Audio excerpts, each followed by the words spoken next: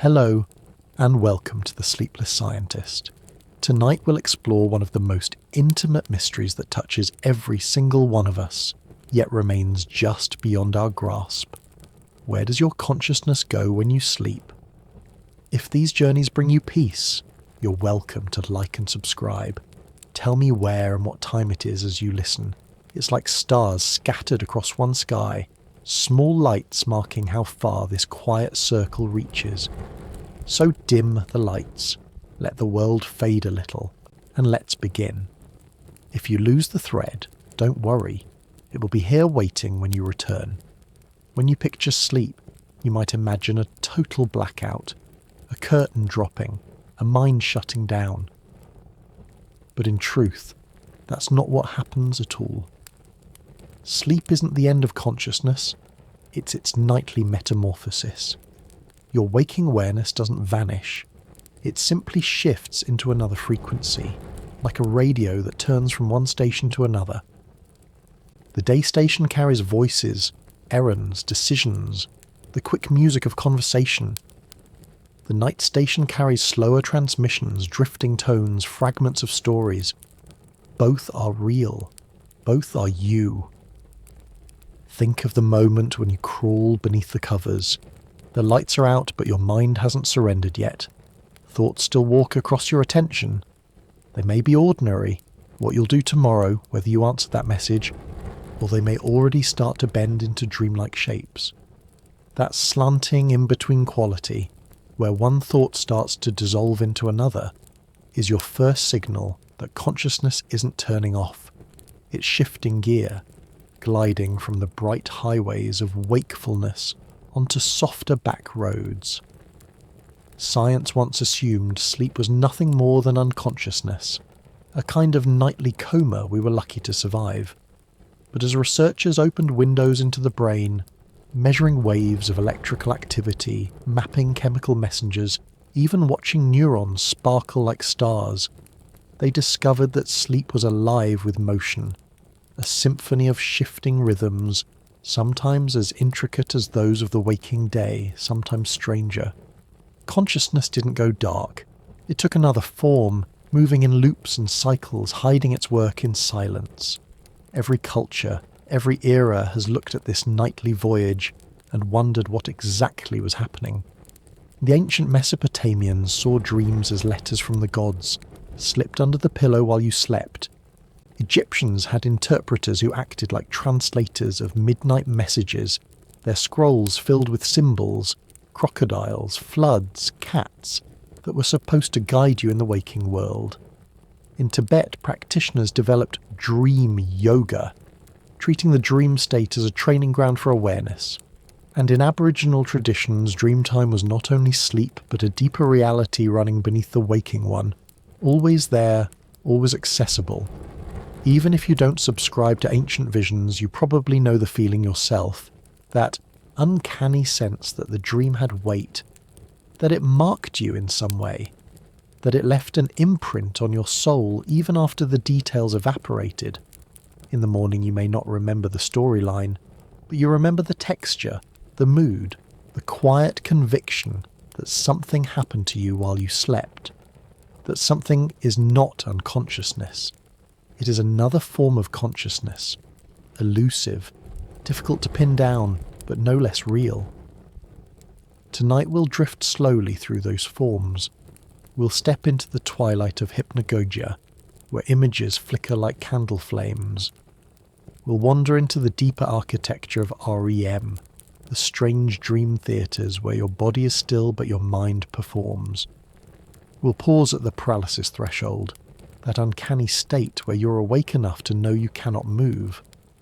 We'll listen to whispers about the pineal gland and the possibility of natural chemicals that turn dreams into visions. We'll notice the way some dreams seem to echo the future, leaving us with déjà vu or premonitions. And we'll walk with the ancients, who built temples to dream in, and with modern scientists who chart brain waves like cartographers of an inner sea. But before we set out, let's acknowledge the simple human part of it. You, listening now. You know what it feels like to be tired, to long for sleep. You know what it feels like to wake from a vivid dream and carry its residue all day. Consciousness during sleep is not an abstract puzzle. It's your lived experience, every single night. It's the gentle surrender that carries you from today into tomorrow. It's the bridge you walk without noticing, one that somehow always brings you back. So where does your consciousness go? It does not leave. It does not vanish. It becomes story, image, rehearsal, healing, exploration. It becomes something fluid, unpinned by clocks. Perhaps, if you believe the old traditions, it even becomes something more, something that touches the edges of time itself. Settle deeper into your seat, your bed, your own breathing. Imagine your thoughts as little boats leaving the harbour. They drift out one by one, until soon the whole sea is dotted with lanterns glowing in the dark. You're both the shore and the traveller, both the one who stays and the one who goes. And tonight together, we'll follow where that gentle fleet is sailing. For most of human history, we imagine sleep as a kind of curtain. The day ended, we lay down, and everything that mattered switched off. It was the natural pause button, a nightly rehearsal for death. And in everyday speech we still talk that way. I was out cold. I was dead to the world. I didn't know a thing until the alarm went off. These phrases carry the assumption that sleep is unconsciousness, that nothing meaningful is happening while we lie still. But this picture is misleading. Sleep is not a blackout. It is not the sudden extinguishing of awareness. It is a change of channel, a modulation of frequency, the mind carrying on in quieter and less obvious ways. Think of your house at night. The overhead lights go off, but the appliances are still humming. The fridge keeps its slow rhythm. The water heater maintains its steady warmth. Even the Wi-Fi router flickers, working while everyone pretends the house is at rest. Your mind behaves the same way. You turn off the conscious spotlight, but the stage crew behind the scenes continues to shift scenery, repair props, and prepare for the next act. To call this unconsciousness is like walking out of a theatre during intermission and assuming the actors have all gone home. Science only began to see this clearly in the last century. When researchers first placed electrodes on the scalp and traced the brain's electrical waves, they expected a quiet, flat line during sleep.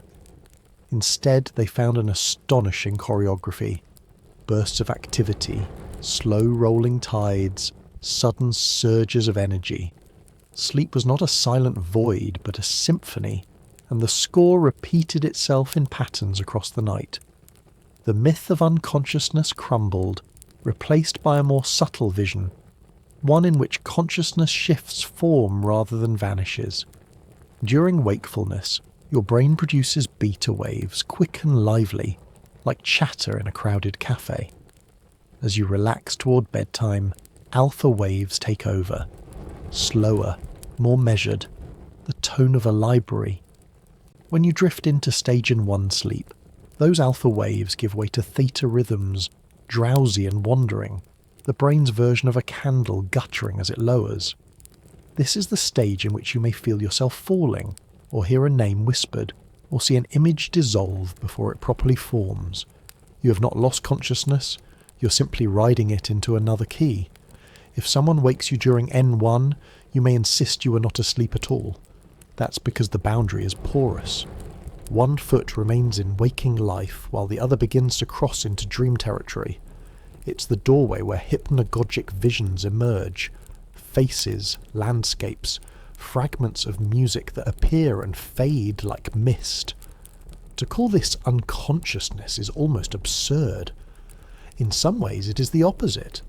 Consciousness laid bare, stripped of the tidy orderliness that waking logic imposes, free to associate, distort, invent. As you sink further into N2 and N3 sleep, the brain's rhythms deepen. Theta turns to delta, vast waves rolling across the cortex, slow as tides washing through the shore. This is the stage where the body performs its heaviest maintenance, repairing tissue, releasing growth hormone, restoring immune defences. If someone shakes you awake here, you will feel disoriented, as if dragged too suddenly from underwater. Yet even here, consciousness is not gone. People sometimes report simple flashes, emotional tones, or indistinct impressions. The lights may be dim, but a presence still lingers. Then comes REM, rapid eye movement sleep. The paradoxical state where your body lies paralysed, yet your brain is as active as if you were awake. Eyes dart beneath closed lids. Heart rate rises, and in the mind's private cinema, whole worlds unfold. This is the most dramatic proof that sleep is not unconsciousness. In REM you can fly, fall, argue with strangers, compose symphonies, or face fears you have never spoken aloud. You feel real emotion, genuine fear, genuine joy. If consciousness were truly off, none of this would be possible. Daily life offers reminders too. Have you ever solved a problem in a dream, or woken with a sudden sense of clarity? Have you gone to bed anxious only to find the weight softened by morning, as if your mind had worked through the knots while you rested? That is consciousness continuing its labour, quietly behind closed doors. Even when you don't remember the content, the effect remains. You're not unconscious at night. You're busy in ways that ordinary language doesn't capture. Philosophers have long wrestled with this. Aristotle wrote that dreams were internal impressions produced by the body. Descartes speculated about the pineal gland as a seat of the soul, flickering even in sleep. Modern neuroscience replaces their speculation with electrodes and scanners, but the conclusion isn't so different. The mind never truly goes dark. Instead, it reconfigures itself, shifting into patterns optimized for healing, memory, and sometimes mysterious journeys beyond reason's grasp. So, to begin this long wandering tonight, let us gently retire the old myth. Sleep is not an off switch. It is not a nightly coma. It is a continuation of consciousness under a softer lamp. Imagine it as music played in another register. The melody may not be familiar, but it is still the same instrument, the same musician, and every night, without fail, you become both audience and performer in that hidden concert. There is a doorway that we all pass through every night, though few of us pause to notice it. It is not the deep plunge into dreams, nor the waking bustle of daylight, but a threshold that exists in between. Scientists call it the hypnagogic state, a word that sounds technical but simply means leading into sleep. For you, it is the flicker of images when your head first sinks into the pillow, the phantom voice calling your name when no one is there, the sudden lurch in your stomach that feels like falling through an invisible trapdoor. It is the twilight of consciousness, a gentle slipping away from the steady grip of waking thought into something more fluid, more surreal, and strangely more honest. Everyone has touched this borderland, though some remember it better than others. You may recall lying in bed and seeing a face that does not exist float before your inner eye, vivid for a heartbeat, and gone the next. Or perhaps you felt your legs jerk suddenly, as if your body believed it was tripping down a staircase. These are not random glitches. They are the nervous system shifting gears, the brain experimenting with its new rhythm, testing what it means to release control. Imagine a theatre dimming its lights before a performance, not yet in full darkness, but no longer entirely bright. That is hypnagogia, the rehearsal before the night's play begins. Artists and inventors have long recognized the creative potential hidden in this state. Salvador Dalí famously sat in a chair with a spoon balanced in his hand. As he drifted towards sleep, the spoon would clatter to the floor, waking him at the perfect moment, just as images were beginning to swell and fragment. He called this his slumber with a key, a method of dipping into hypnagogia to harvest strange, luminous visions for his paintings. Thomas Edison, too, would rest with steel balls in his palm, letting them drop onto metal pans when his grip loosened. He claimed that some of his best ideas arrived in this fertile in-between. Nikola Tesla, the visionary engineer, also spoke of harnessing half-dream images, regarding them as gifts from the twilight of the mind. What they discovered, in their own eccentric ways, was that hypnagogia is not empty. It is a seam in consciousness where the logical guard begins to step aside and the imaginative currents surge forward. In ordinary waking life, your mind filters, edits, dismisses. A sudden image of a clock sprouting wings would be cast away as nonsense. But in hypnagogia, such nonsense is allowed to bloom. The sensor is dozing, and in its absence symbols rise like bubbles from the depths. Some fade instantly, others leave a faint trace, a shimmer of inspiration that might be remembered on waking. Neuroscience describes this moment with the language of brain waves. As you close your eyes, alpha rhythms, those calm, steady pulses, begin to yield to slower theta waves. Theta is slippery, diffuse, more like a drifting current than a steady drumbeat. It carries fragments of memory, flashes of sound, half-formed sentences. If waking thought is like walking across a paved road, theta is like stepping into a stream where the stones wobble beneath your feet. You're not unconscious. You're exploring a looser, more malleable terrain of awareness. The imagery that arises here often has a peculiar vividness. Faces appear with striking detail, sometimes more detail than anything you could draw. Landscapes shimmer, as if lit from within. You may hear music you've never heard before, perfectly orchestrated, dissolving as quickly as it came. Some people even report solutions to problems flickering in this state, a math equation unravelling, a melody resolving itself, a phrase for a poem stepping forward uninvited. It is as if the mind, relieved of its waking rigidity, plays freely with the fragments it has gathered during the day. Yet hypnagogia is not only creative, it can also be unsettling. Those sudden jerks of the limbs, known as hypnic jolts, can wake you with a start. You may hear voices whispering, feel a presence near the bed, or see shapes that fade when you open your eyes. These experiences remind us that consciousness is not either on or off, but fluid, shifting, layered. At the threshold, you're both awake and not awake, both here and not here. No wonder the brain produces strange phenomena. It is in the act of handing over the keys. Cultures have often interpreted these twilight sensations as signs from beyond. Some saw them as spirits tugging at the sleeper, others as warnings or omens. In folklore, the falling sensation was thought to be the soul slipping from the body caught just in time. Today, science interprets it as the nervous system misfiring while muscles relax, but the feeling remains uncanny. Whether you call it a soul or a reflex, the sensation whispers that more is happening in the act of falling asleep than mere silence.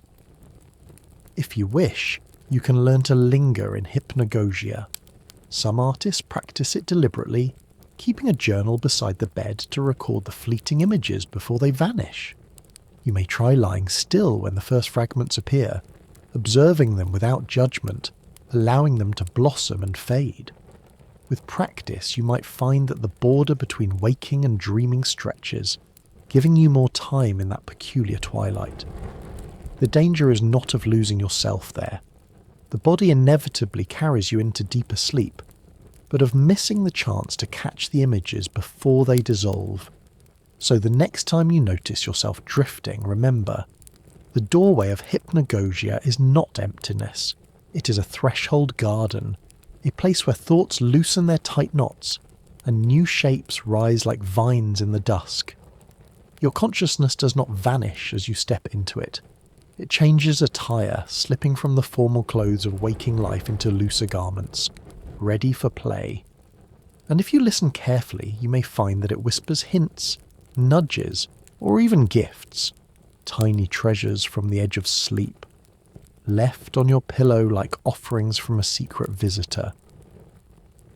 By the time you've crossed the soft border of hypnagogia and allowed your body to sink further, another theatre opens. Dreams do not arrive all at once like a curtain jerking upward. They build in layers, nested inside the rhythm of sleep. Scientists speak of sleep architecture, a term that makes the night sound like a cathedral. And in some ways, it is. Each stage is a chamber, lit by different kinds of lamps, tuned to different tasks, and together they form a whole structure that you pass through again and again before morning. The journey usually begins with light sleep, the stage known as N1. Here, consciousness is still within reach, though fragile. You might hear a sound in the room and believe you were awake all along. The brain waves at this stage are slower than waking, but still restless, like ripples on a pond before true calm arrives. Hypnagogic flashes often bloom here. Images, sounds, fleeting impressions that feel vivid and uncanny. But one is only a passageway, the entrance hall to the night's architecture. You rarely linger long before the brain moves you deeper. Next comes N2, the light but steadier stage. In this chamber, your muscles relax further, your temperature drops a little, and your eyes become still. If someone speaks to you here, you may not hear. Yet this is not deep unconsciousness. The brain produces what researchers call sleep spindles, brief bursts of rhythmic activity, and K-complexes, sudden spikes on the electrical record. Their names sound like science fiction machinery, but their purpose is protective. They shield you from disturbances, letting you stay asleep despite the dog barking or the car passing outside. Imagine them as gentle ushers shushing the noise so the performance of sleep can continue undisturbed. After N2, the descent deepens into N3, the slow wave stage. Here the waves of the brain become vast and deliberate, rolling slowly across the cortex like tides sweeping ashore. This is the stage of restoration, when tissues repair, when the immune system strengthens, when children release the growth hormone that makes them taller. For adults, it is not height that increases, but resilience. If sleep has a workshop for the body, N3 is where the repairs take place. Dreams can happen here too, but they're usually faint impressions, colours, tones, fragments without full plots. It is not yet the grand stage of imagery, but a dim rehearsal space where emotions hum in the background. Then, almost suddenly, the pattern changes. The brain ignites with activity. Your eyes dart beneath closed lids as though watching a film no one else can see. Your body, however, is paralysed, held in stillness by a protective system called REM atonia. This is REM sleep, rapid eye movement, the chamber of vivid dreaming. If the earlier stages were workshops and corridors, REM is the great hall filled with strange music and flickering lights. Here, entire narratives play out, with settings, characters, emotions, and events as compelling as any novel. You may fly, speak with the dead, travel to places you have never seen, or replay memories distorted into symbolic theatre. And while your body remains motionless, your mind experiences these stories with full conviction. The architecture of sleep cycles through these chambers in a repeating pattern. One full loop takes about 90 minutes. You start with 1 naira, then 2 naira, then the depths of 3 naira, and finally the stage of REM before looping back again. Across a night you may pass through this cycle 4 to 6 times, like a pilgrim walking the same circular path. Yet the proportions shift as the night progresses. Early in the night you spend more time in deep N3, repairing the body. Toward morning, REM stages grow longer, granting extended dreams that stretch and twist in elaborate ways. This is why your dreams before waking often feel more vivid, more theatrical, more endless than the fragments earlier. The brain schedules its work carefully, maintenance first, storytelling later. Think of it as a midnight cathedral with repeating chapels. Each 90-minute passage is like walking through a cloister, lighting candles, visiting altars. N1 opens the gate, N2 protects the silence, N3 restores the walls, and REM paints frescoes on the ceiling. By morning, you have walked the circuit many times, leaving offerings in each chamber. You may not recall the steps, but the effect lingers. Your body feels repaired, your emotions somewhat lighter, your mind dusted clean.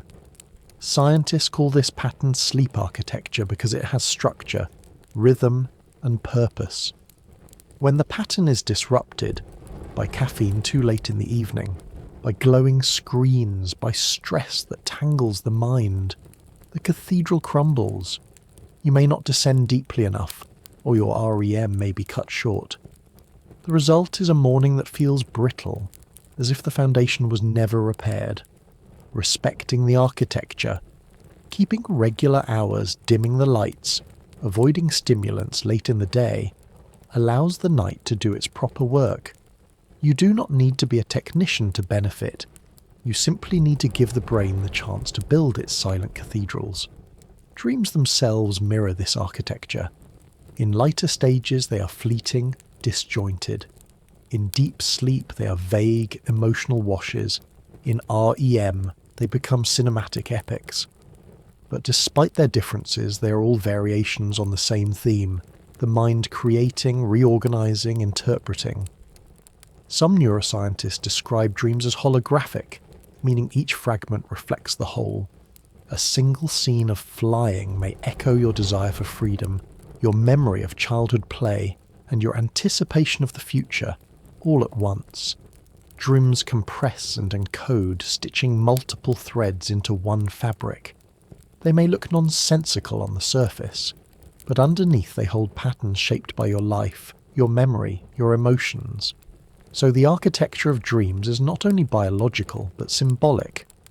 The stages of sleep build the scaffolding. The stories that unfold within them are the stained glass windows glowing with light. Together they form the building where your consciousness spends each night. You may walk in unaware, but when you leave, you carry the scent of incense, the echo of distant music, the trace of images painted in the dark. Time equals 1.5 seconds.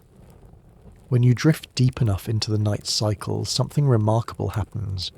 Your body lies heavy and still, but inside your head a storm of activity lights up. If someone placed electrodes on your scalp, the lines on the monitor would look almost identical to those of an awake brain. And yet you are not awake, at least not in the ordinary sense. You're in REM, rapid eye movement sleep, the most mysterious and theatrical of all stages. The paradox is striking. In REM, your heart rate rises a little, your breathing becomes shallower, and your eyes flicker beneath closed lids as if following the arc of invisible scenes. But the rest of your muscles are locked in place. It is as though your brain has thrown itself into a dream marathon, while your body has been pressed gently but firmly into pause. This paralysis, called REM-atonia, is not a failure, but a safeguard. Without it, you might leap from bed every time you dreamed of running, or thrash about whenever your dream self fought a monster. Instead, your body is hushed, like an actor frozen off stage while the play unfolds within. Inside the theatre of REM, the cast is surprising. The prefrontal cortex, that sober manager responsible for logic and self-control, takes a step back. Meanwhile, the limbic system, especially the amygdala, flares with activity. These are regions tied to emotion, fear, desire, longing, exhilaration. The visual cortex also glows brightly, painting inner landscapes with astonishing detail. The result is that your dreams feel vividly real, charged with colour and emotion, yet not bound by the rules of waking logic. You might fly over a city, weep at the sight of a stranger's face, or walk through walls without a second thought. In this state, the ordinary guardrails of reason are loosened, and imagination floods the scene. Why does the brain do this? One explanation is that REM allows emotional memories to be replayed in a safer setting. The amygdala relives the heat of the day, but without the same chemical storm that would overwhelm you when awake. It is as if the brain is hosting a rehearsal, giving you the chance to process grief, anger, joy, or fear in slow motion. You might dream of a quarrel with a loved one, but instead of waking in panic, you drift through the emotions like an observer, allowing the sharp edges to dull. Some researchers believe this is one reason people who are deprived of REM tend to feel more irritable or emotionally brittle. Without the dream stage, the emotional clutter of waking life piles up. Another possibility is that REM fosters creativity. With the logical supervisor dimmed, the brain can combine elements in ways that waking thought would forbid. A violin might become a bird, a building might turn inside out, a conversation may begin with your neighbour and end with Albert Einstein. These oddities are not mistakes but experiments, wild associations that sometimes lead to genuine insight. Many artists, scientists and inventors credit their dreams with breakthroughs. In REM, the mind is free to shuffle the deck, laying cards side by side that would never meet in daylight. Of course, REM dreams are not always pleasant. Nightmares most often occur here, fueled by the amygdala's intensity. Yet even nightmares may serve a role. They can act as rehearsals for danger, mental fire drills in which you practice responses to threats. Imagine being chased, trapped, or lost. Your brain simulates these scenarios, as if preparing you for challenges that may never come. It is unsettling, yes, but also adaptive. Better to rehearse terror in the safety of a dream than to face it unprepared in waking life. The timing of REM is also curious. Early in the night, REM periods are short, perhaps only 10 minutes. As the cycles repeat, REM grows longer, until by morning it may stretch nearly an hour. That is why the dreams you recall upon waking often feel more elaborate, more epic, more tangled with meaning. The architecture of sleep saves its longest performances for the end of the night, when dawn is near and waking is close. It is as though your brain, having done its repair work in deep sleep, now devotes itself to storytelling. Cultures have long been captivated by these vivid nights. Some traditions describe dreams as journeys of the soul, excursions to other realms. Others see them as messages from ancestors or deities. Science explains them in terms of brain circuits, neurotransmitters, and limbic surges, but the awe remains the same. To wake from a dream that felt more real than yesterday's lunch is to recognise that the theatre of REM is no small stage. It is as powerful as waking life, though more elusive. Consider your own dreams. Think of how they feel in the moment. Convincing, emotional, immersive. Now think of how they unravel upon waking, slipping away like mist under sunlight. This duality is part of the REM mystery. It is so real while it lasts, yet so fragile when daylight returns. Consciousness in REM is like a soap bubble, iridescent, whole, captivating, yet doomed to dissolve at the slightest touch. So the paradox remains. Your brain is nearly awake, your body utterly still. Your mind is alive with stories, your muscles quiet as stone. Dreams burst with meaning, yet scatter at dawn. In REM, consciousness explores without consequence, feels without being overwhelmed, creates without censorship. And whether you remember or not, every night you enter this chamber, every night you walk through its halls, your consciousness does not go dark. It dances, and you are its hidden audience. By now you can sense that dreaming is not a frivolous side effect of sleep, but one of its most intricate performances. Still, a question lingers. Why does the brain do it at all? Why, instead of leaving us in blank stillness, does it fill the night with such elaborate stories? Scientists have wrestled with this puzzle for decades, and, though there is no single answer, several theories have emerged, each one offering a different lens, like panes of stained glass casting different colours across the same cathedral. One of the most widely held explanations is memory consolidation. During the day, your brain collects experiences like a busy marketplace gathers wares. Conversations, sights, emotions, lessons, all of them jostle for space. If you were to store them as is, the result would be chaos. Sleep offers the quiet hours to sort, file, and reinforce what matters. In this view, dreams are the side effect of the filing system. As the hippocampus replays patterns of neural activity, Trying to strengthen the pathways that matter most, fragments surface in consciousness. That is why you may dream of studying for an exam, or rehearse a piano piece in your sleep. The brain is practicing, rehearsing, embedding. Dreaming is not meaningless static. It is rehearsal made vivid. Another perspective sees dreams as emotional regulation. The day often leaves us with burdens we cannot immediately resolve. An argument with a friend, a moment of embarrassment, a wave of grief. To carry all of this raw into tomorrow would be overwhelming. During REM, the brain reactivates emotional circuits but suppresses stress chemicals like noradrenaline. It is as though the stage is replaying intense scenes, but with the volume of distress turned down. You may dream of the quarrel, but in symbolic form. Perhaps you're trying to open a locked door, or chasing a bus you cannot catch. The emotions are expressed, rehearsed, softened. Morning arrives, and the sting is less sharp. This theory suggests that dreams are overnight therapy sessions, run not by a counsellor in a chair, but by the limbic system itself, whispering and reshaping until pain becomes bearable. Then there is the threat simulation hypothesis, rooted in evolutionary thinking. Life in prehistoric landscapes was dangerous. Predators, rival tribes, the unpredictable forces of nature. Practicing responses in a safe environment would have been advantageous. Dreams, especially nightmares, may have served as simulations, letting the brain rehearse escape routes, strategies, or vigilance. To dream of being chased is frightening, but it is also training. The brain imagines danger, runs the scenario, and stores a readiness for waking life.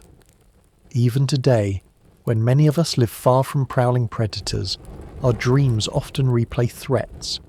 Falling, being pursued, losing our way.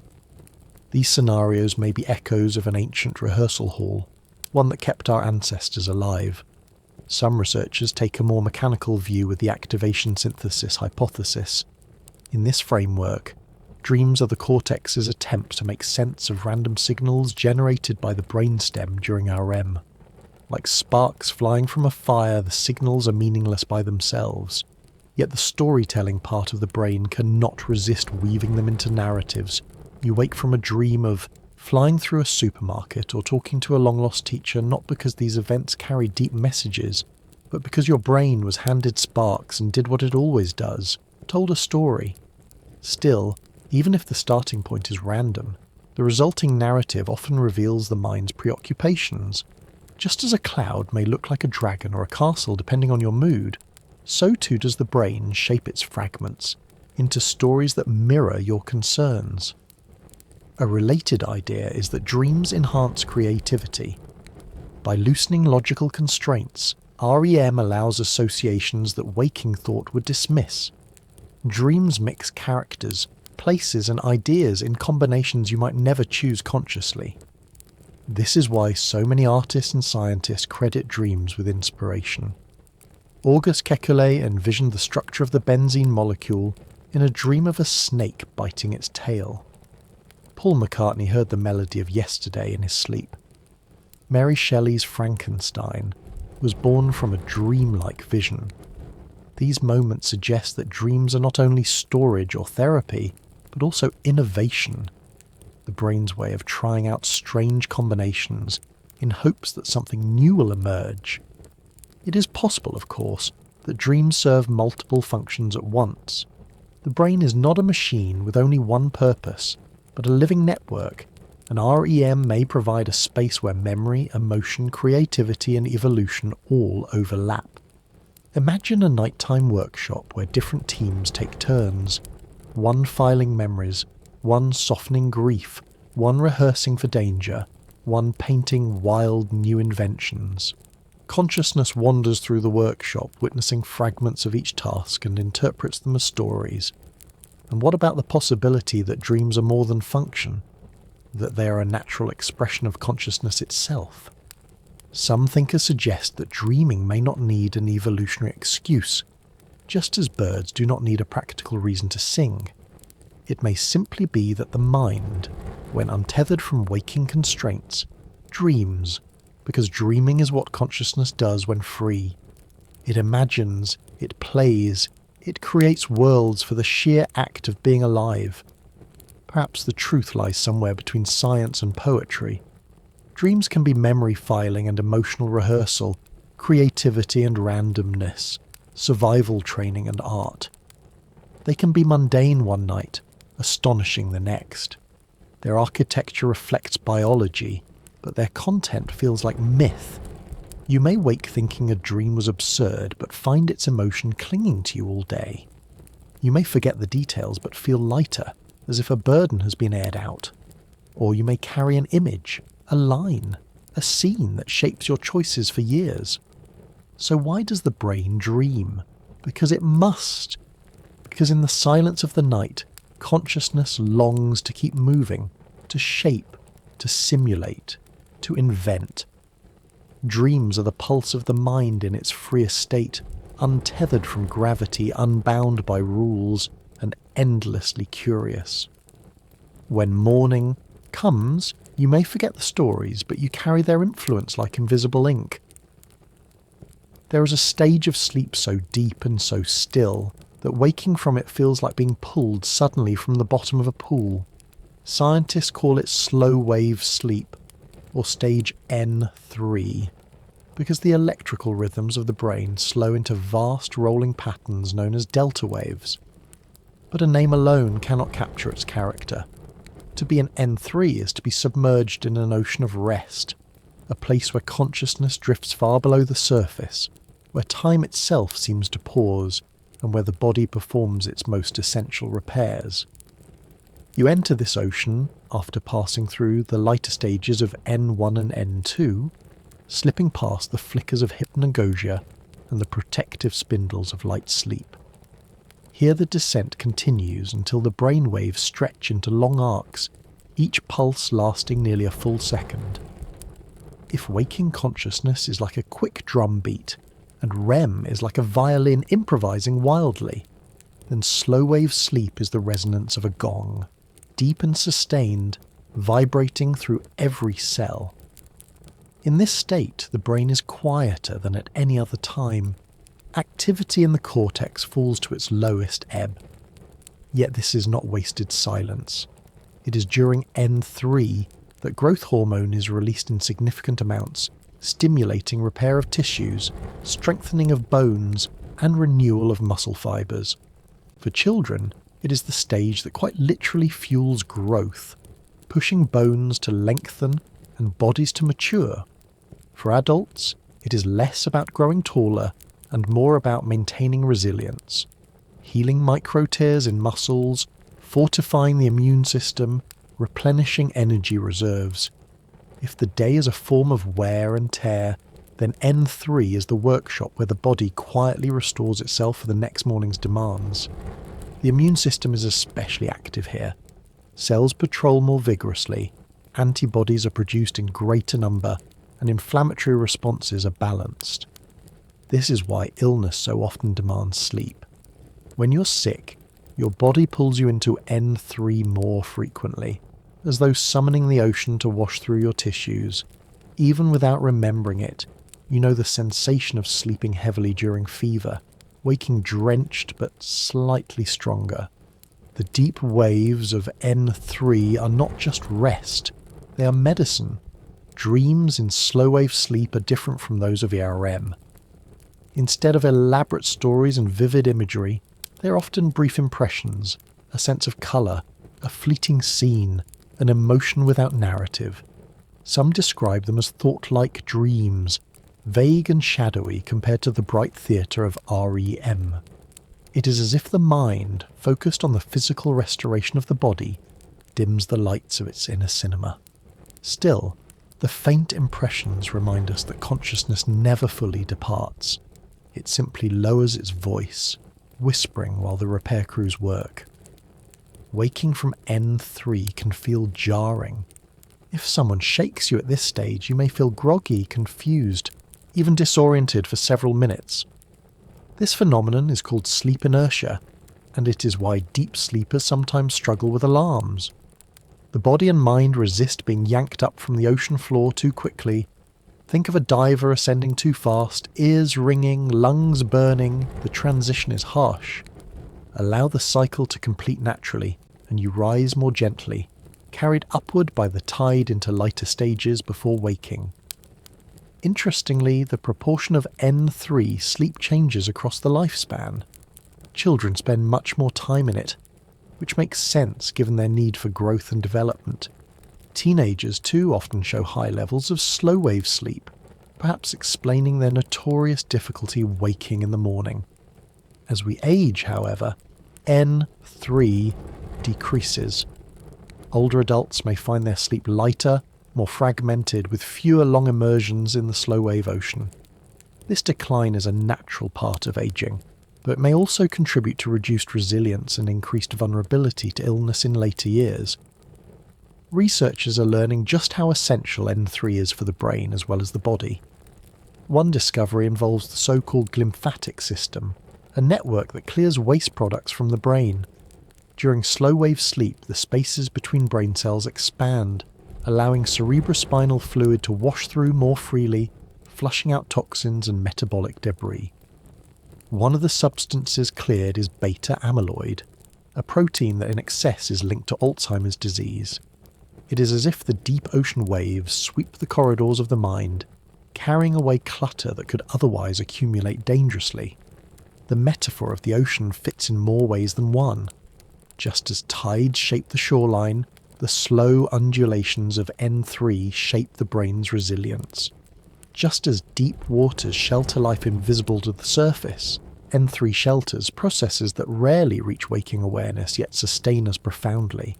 And just as an ocean voyage is quiet but powerful, so too is this stage of sleep, carrying you miles further than you realize while you rest in silence. Culturally, deep sleep has often been likened to death. Ancient poets wrote of sleep as the brother of death, and in N3 the comparison feels apt. Breath slows, muscles lie slack, awareness fades almost completely. Yet unlike death, this state is profoundly restorative. You return not diminished, but renewed. Perhaps this is why the metaphor endured. Both are journeys into stillness, but one is temporary, a rehearsal from which we awaken stronger. If you wish to nurture this slow-wave ocean, the advice is simple, though not always easy. Keep regular sleep hours, avoid stimulants late in the day, let the room grow dark and quiet. Physical activity during the day deepens N3 at night, as though the body, having worked, insists on a more thorough repair. And stress, that noisy companion, is the enemy of deep sleep, preventing the descent into delta rhythms. Cultivating calm before bed is like smoothing the surface of the water so that the deep currents may take hold. So when you think of the night, do not imagine only the bright dramas of dreams. Beneath them lies this ocean, silent, slow, and essential. Every night you sink into it, whether you remember or not. It washes through you, carrying away the debris of the day, stitching together tissues, fueling growth, resetting your defences. Consciousness may not sparkle here as it does in REM, but it still persists in a muted form, like the bioluminescence of creatures hidden in the deep sea, tiny lights glowing far beneath the surface, unseen but real. Sleep is not a straight descent into darkness. It is not a single tunnel, with a bottom you reach and stay in until morning.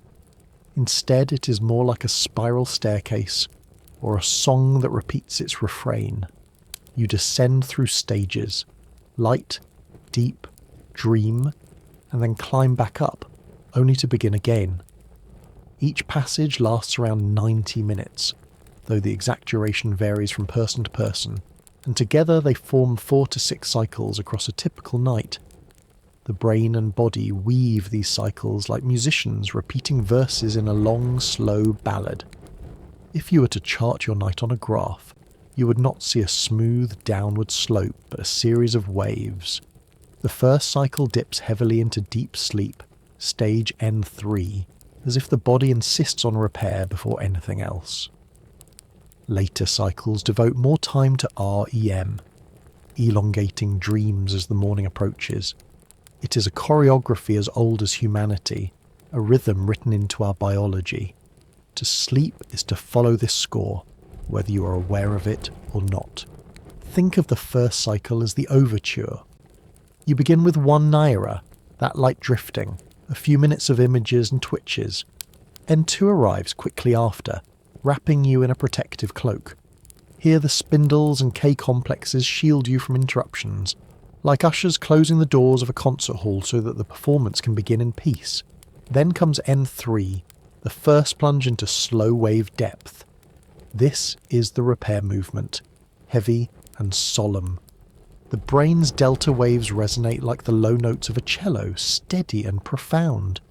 If you were shaken awake here, you would rise confused, reluctant to leave the depths. The cycle closes with REM, brief in this first round, perhaps only 10 minutes. The dreams at this stage are short preludes, scattered fragments rather than extended narratives. The second cycle repeats the pattern, but the emphasis shifts. N3 remains, but not as long. The body has already begun much of its repair. REM stretches a little more, adding length to its stories. By the third and fourth cycles, the balance has changed even further. Deep sleep grows shorter, sometimes disappearing almost entirely, while EM claims the stage with extended performances. These are the dreams you are most likely to recall upon waking, vivid with detail, charged with emotion. It is as though the night saves its most elaborate productions for the later acts. Why this shift? The body seems to prioritise physical restoration early, then emotional and cognitive work later. Imagine a craftsman restoring a building. The foundations must be secured before the decorations can be painted. In the first hours, the slow wave ocean rebuilds the structure. In the later hours, REM decorates the halls with images, narratives, and emotional rehearsals. Both are essential. Skip the early part of the night, and you deprive yourself of deep repair. Skip the later part, and you lose much of your dreaming. This is why consistent sleep schedules matter. Going to bed very late compresses your cycles, stealing from the earliest deep sleep. Rising too early robs you of the longest REM stretches. The brain cannot simply rearrange the pattern on command. It follows its own symphony. When you cut the night short, you're like a listener leaving the concert halfway through, missing entire movements. You may wake, go about your day and function, but something in you knows the performance was incomplete. There is beauty in the regularity of these cycles. They are a reminder that even in stillness, the body moves through rhythm, heartbeats, breaths, circadian pulses and sleep stages. All are patterns, repetitions, waves. Consciousness is carried on these rhythms like a boat on tides. You do not need to steer. The body remembers the music. It is written in the firing of neurons, the secretion of hormones, the ebb and flow of chemistry. If you have ever woken in the middle of a cycle, you know the dissonance. Rising from deep sleep leaves you heavy and fogged. Waking from REM can leave you disoriented, your dreams collapsing around you. But waking at the end of a cycle feels gentler, as though you were carried naturally to the surface by the tide. This is the principle behind some alarm clocks that track your movements or sounds during the night, trying to wake you at the lighter stage.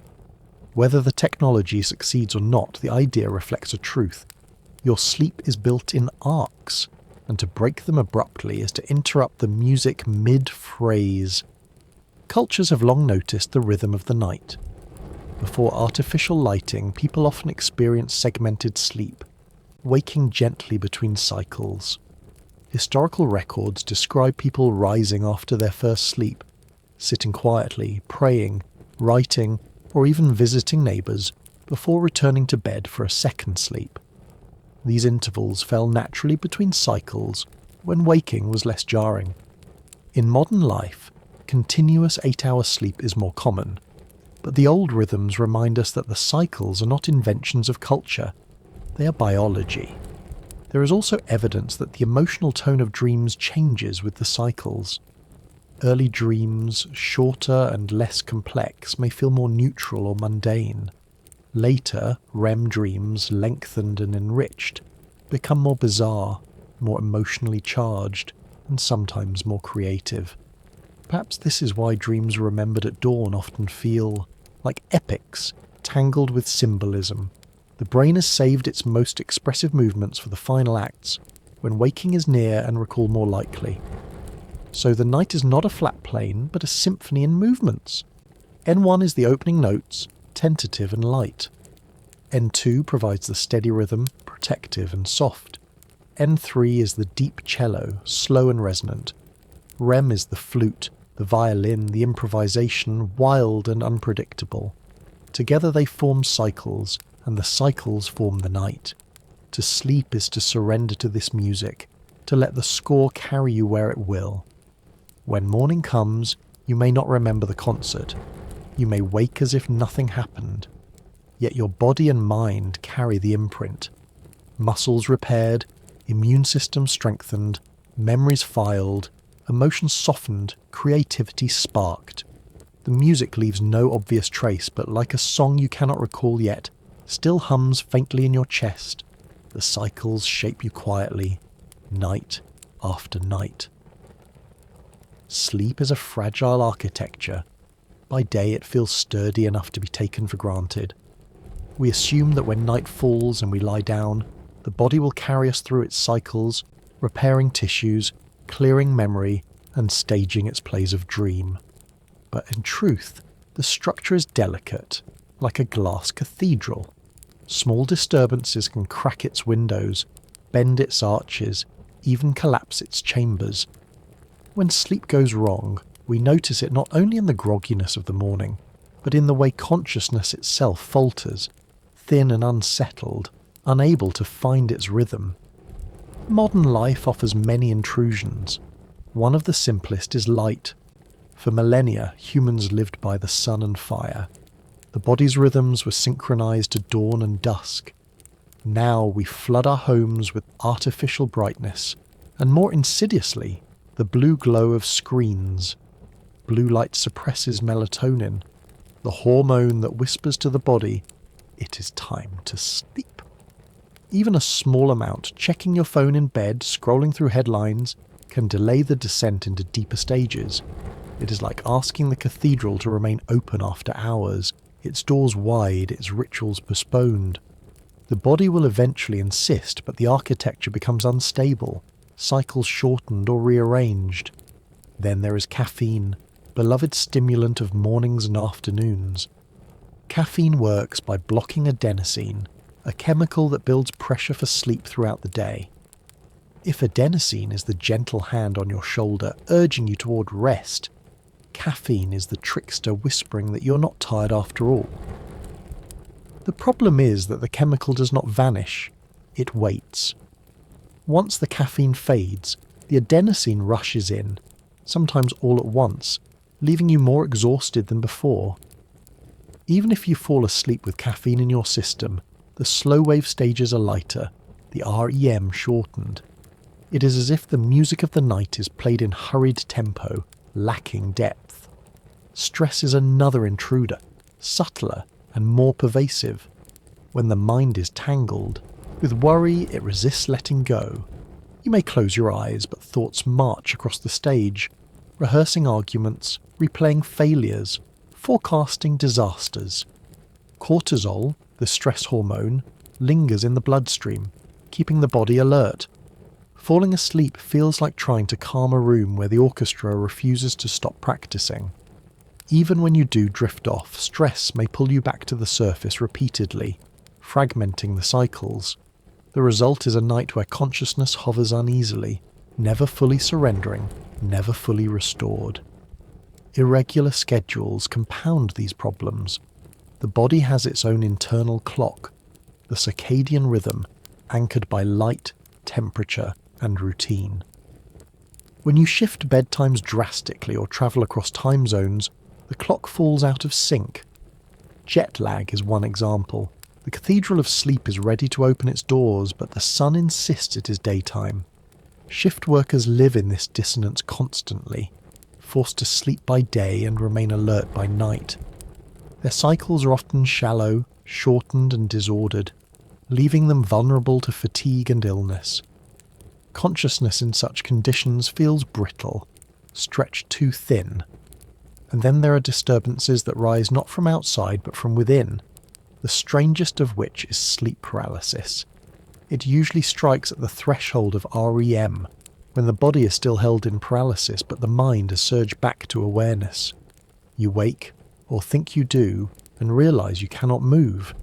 Your chest feels heavy, your limbs unresponsive. Panic blossoms.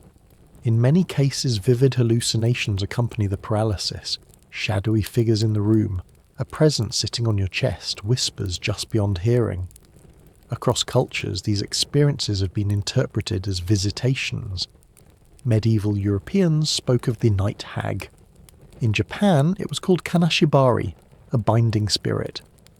In Newfoundland folklore, it was the old hag pressing on the sleeper. Everywhere, the experience carried fear. Science offers a calmer explanation. During REM, the brainstem shuts down motor neurons to prevent the body from acting out dreams. Normally, this system lifts the moment you wake, but sometimes the timing falters. Consciousness returns before the body's unlocked. The hallucinations may be the brain's attempt to interpret the panic and the fragments of dream imagery still lingering. What feels like an intruder is a projection of your own mind, superimposed on waking awareness. Yet knowing this does not make the experience less uncanny. Anyone who has endured sleep paralysis remembers its terror, but there is another way to view it. Some traditions teach that if fear is set aside and calm is maintained, sleep paralysis can become a launchpad into lucid dreaming or even out-of-body states. Instead of resisting, the sleeper surrenders, letting awareness slip fully into the dream while the body remains still. The night hag transforms into a doorway. Consciousness, caught between worlds, chooses to step through. In this way, disruptions of sleep reveal how fragile and mysterious the architecture truly is. Light, caffeine, stress, irregular rhythms, these bend its arches. Sleep paralysis, this eerie misalignment, shows us how fine the border is between waking and dreaming. Far from being failures, these disturbances remind us that consciousness at night is never simple. It is a delicate balance of chemistry, rhythm, and perception. And when the balance falters, we glimpse the machinery exposed. So if you find yourself struggling to sleep, waking too early, or encountering strange visitations in the night, remember, the cathedral is fragile, but it is also resilient. With care, darkness, routine, calm and patience, its arches can be rebuilt. And even in the strangest disruptions, consciousness is not gone. It is simply caught in an unfinished movement of the night's symphony, waiting for the conductor to raise the baton again. There is a moment in the night when the mind and body part ways, no longer synchronized as they are in waking life. The brain is awake enough to notice itself, yet the body remains in stillness, every muscle held under a quiet command. This is the edge of paralysis, a strange and unsettling borderland. To experience it is to discover how thin the veil can be between sleep and wakefulness, and how consciousness, when caught at the seam, can create its own phantoms. The mechanism itself is protective. During REM sleep, the brain switches off most voluntary muscles through a process called atonia. Without this safeguard, your arms and legs would enact the movements of your dreams. You might run, thrash, or speak aloud in full sentences. Instead, the body is gently immobilized, a safety feature that keeps dream and reality separate. In most nights, this arrangement is seamless. You dream of climbing a mountain, but your body lies still. You soar through the air, but your limbs never stir. The curtain lifts again when waking comes. Paralysis dissolves, and you stretch, yawn, and rise. But sometimes the timing misaligns. The mind regains awareness before the body has released its hold. You awaken into a paradox. eyes open or half open, thoughts stirring but limbs unmoving. Breathing feels heavy, as though a weight rests upon the chest. Panic arises quickly, amplified by the inability to call for help. In these moments, the brain does what it always does when confronted with incomplete information. It tells a story. And so many who experience sleep paralysis also see or hear things that are not there. A shadowy figure at the foot of the bed, a presence leaning close, a whisper, a footstep, a pressure. These visions are vivid, often terrifying, yet they dissolve as soon as movement returns. Cultures across the world have given names to this experience. In medieval Europe, it was the night hag, an old crone who pressed upon the chest of the sleeper. In Japan, the word was kanashibari, a binding spell cast by vengeful spirits. In Iceland, folklore spoke of the Mara, a ghostly visitor who suffocated the sleeping. In Newfoundland, tales told of the old hag who would sit astride her victims. Despite vast distances, the imagery converged. A figure, a weight, an unwelcome presence. What modern science interprets as misfired REM atonia, our ancestors explained as encounters with entities. And perhaps both descriptions capture part of the truth, the physiological and the experiential, the machinery and the myth. The uncanny vividness of these hallucinations may come from the overlap of dream and waking perception. In REM, the visual cortex is active, generating images with conviction. If consciousness returns before the paralysis fades, those dream images can spill directly into waking awareness. The shadow in the corner is not a spirit, but neither is it merely an invention. It is the dream world, leaking into the room, given weight by fear. When you cannot move, the sense of vulnerability heightens everything. A whisper becomes a threat. A shadow becomes a figure. Consciousness, straddling two realities, paints the scene with intensity. For many, this is a purely frightening ordeal, but some traditions suggest another possibility. If panic can be calmed, if the fear is observed rather than obeyed, sleep paralysis can be transformed into a doorway. Instead of fighting to move, the sleeper surrenders, allowing awareness to drift fully back into the dream. The result can be a lucid dream, in which the realization, "I am dreaming," grants control over the narrative. For others, the edge of paralysis has been used as a launch point for out-of-body experiences.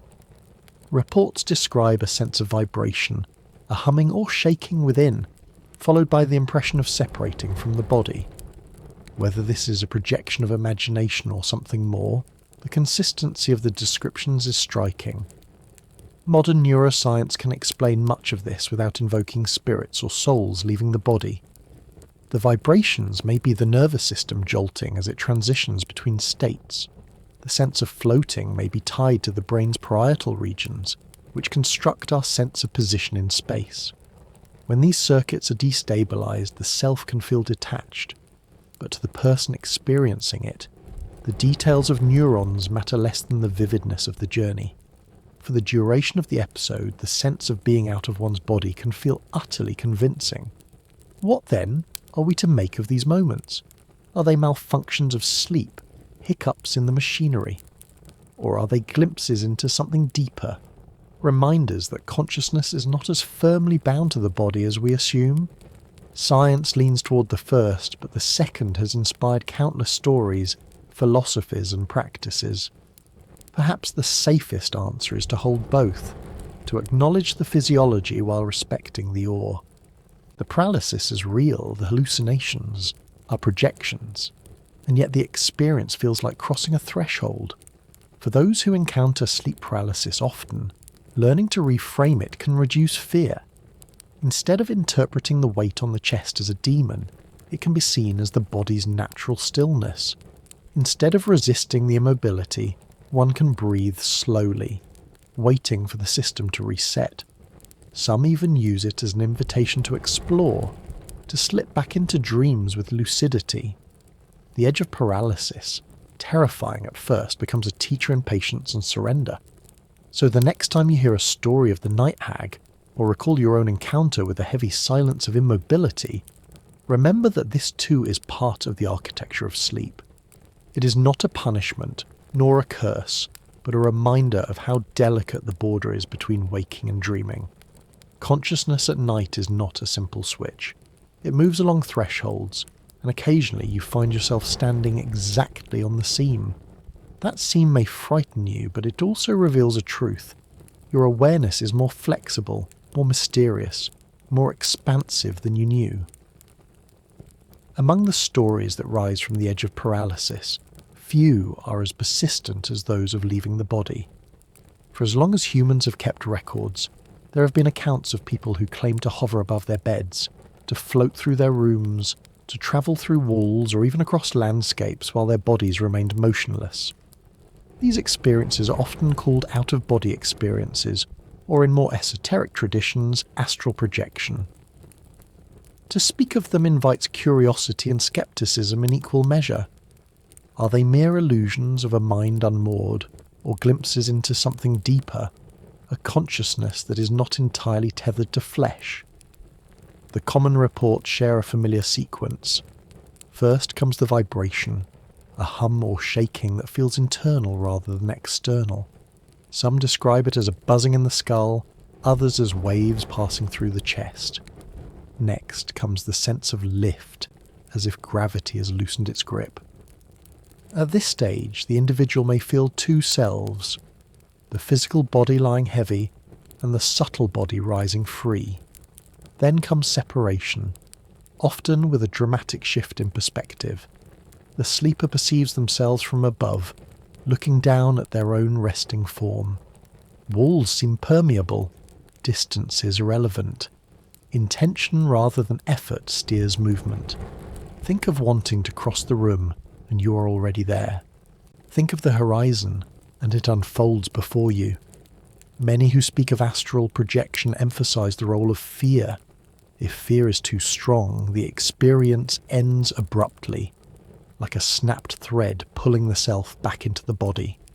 If calm is maintained, the journey continues, sometimes into dreamlike landscapes, sometimes into familiar spaces.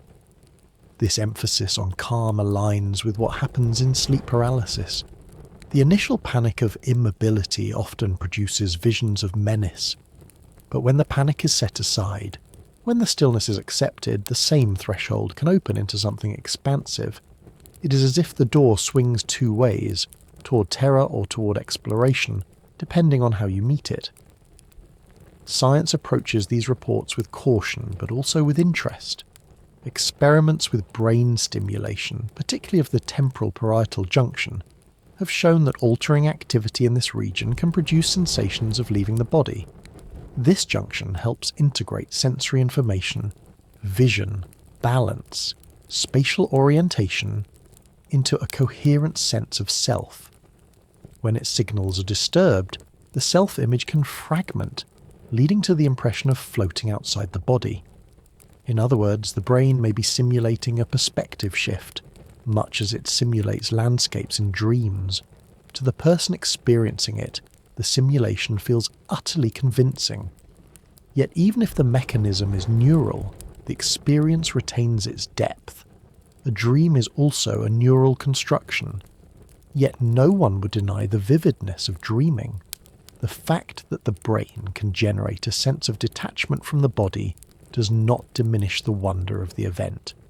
For those who experience astral projection, the memory often carries weight, influencing their sense of identity and spirituality. Some interpret it as proof that consciousness is more than biology, that it can travel beyond its physical anchor. Others see it as a metaphor, a reminder that the self is less fixed than it seems. Cultures across the world have incorporated these experiences into their philosophies. Shamans speak of travelling in spirit to seek knowledge or healing. Ancient Egyptians recorded journeys of the Ba, a part of the soul depicted as a bird with a human head that could leave the body at night. In Hindu philosophy, astral travel was considered one of the siddhis, or spiritual abilities, that could arise through meditation and practice. In modern accounts, people often describe journeys into realms of light, or encounters with guides, or simply the joy of flying without wings. Whatever the interpretation, the theme is consistent. The sleeper does not merely lie inert, but explores unseen dimensions. There is also overlap with near-death experiences, where people report floating above hospital beds, watching doctors at work, or moving through tunnels of light. Whether these are the final bursts of a brain deprived of oxygen or something more remains debated, but the kinship with out-of-body states during sleep is clear. Both reveal the possibility that consciousness, at least as we perceive it, can loosen its grip on the body's coordinates and imagine itself elsewhere. What then should we do with these stories? Perhaps the most generous approach is to hold them gently. To insist they are only hallucinations risks dismissing the genuine awe and transformation they bring. To declare them proof of an immortal soul may be more than evidence allows, but between those extremes lies a fertile middle ground.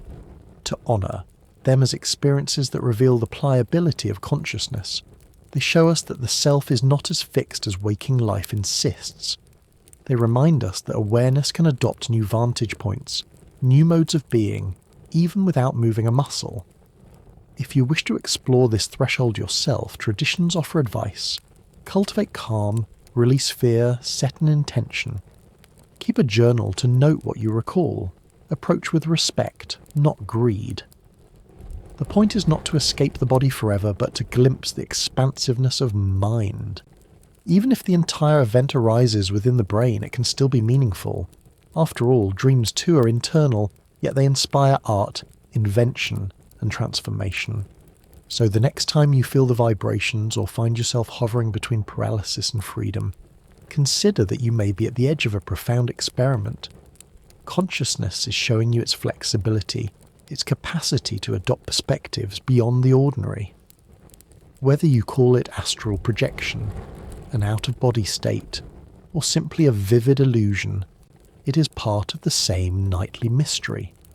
Sleep does not end consciousness. It bends it into new shapes. And sometimes those shapes carry you beyond the outline of your own skin, into realms where movement is intention and awareness is a traveller untethered.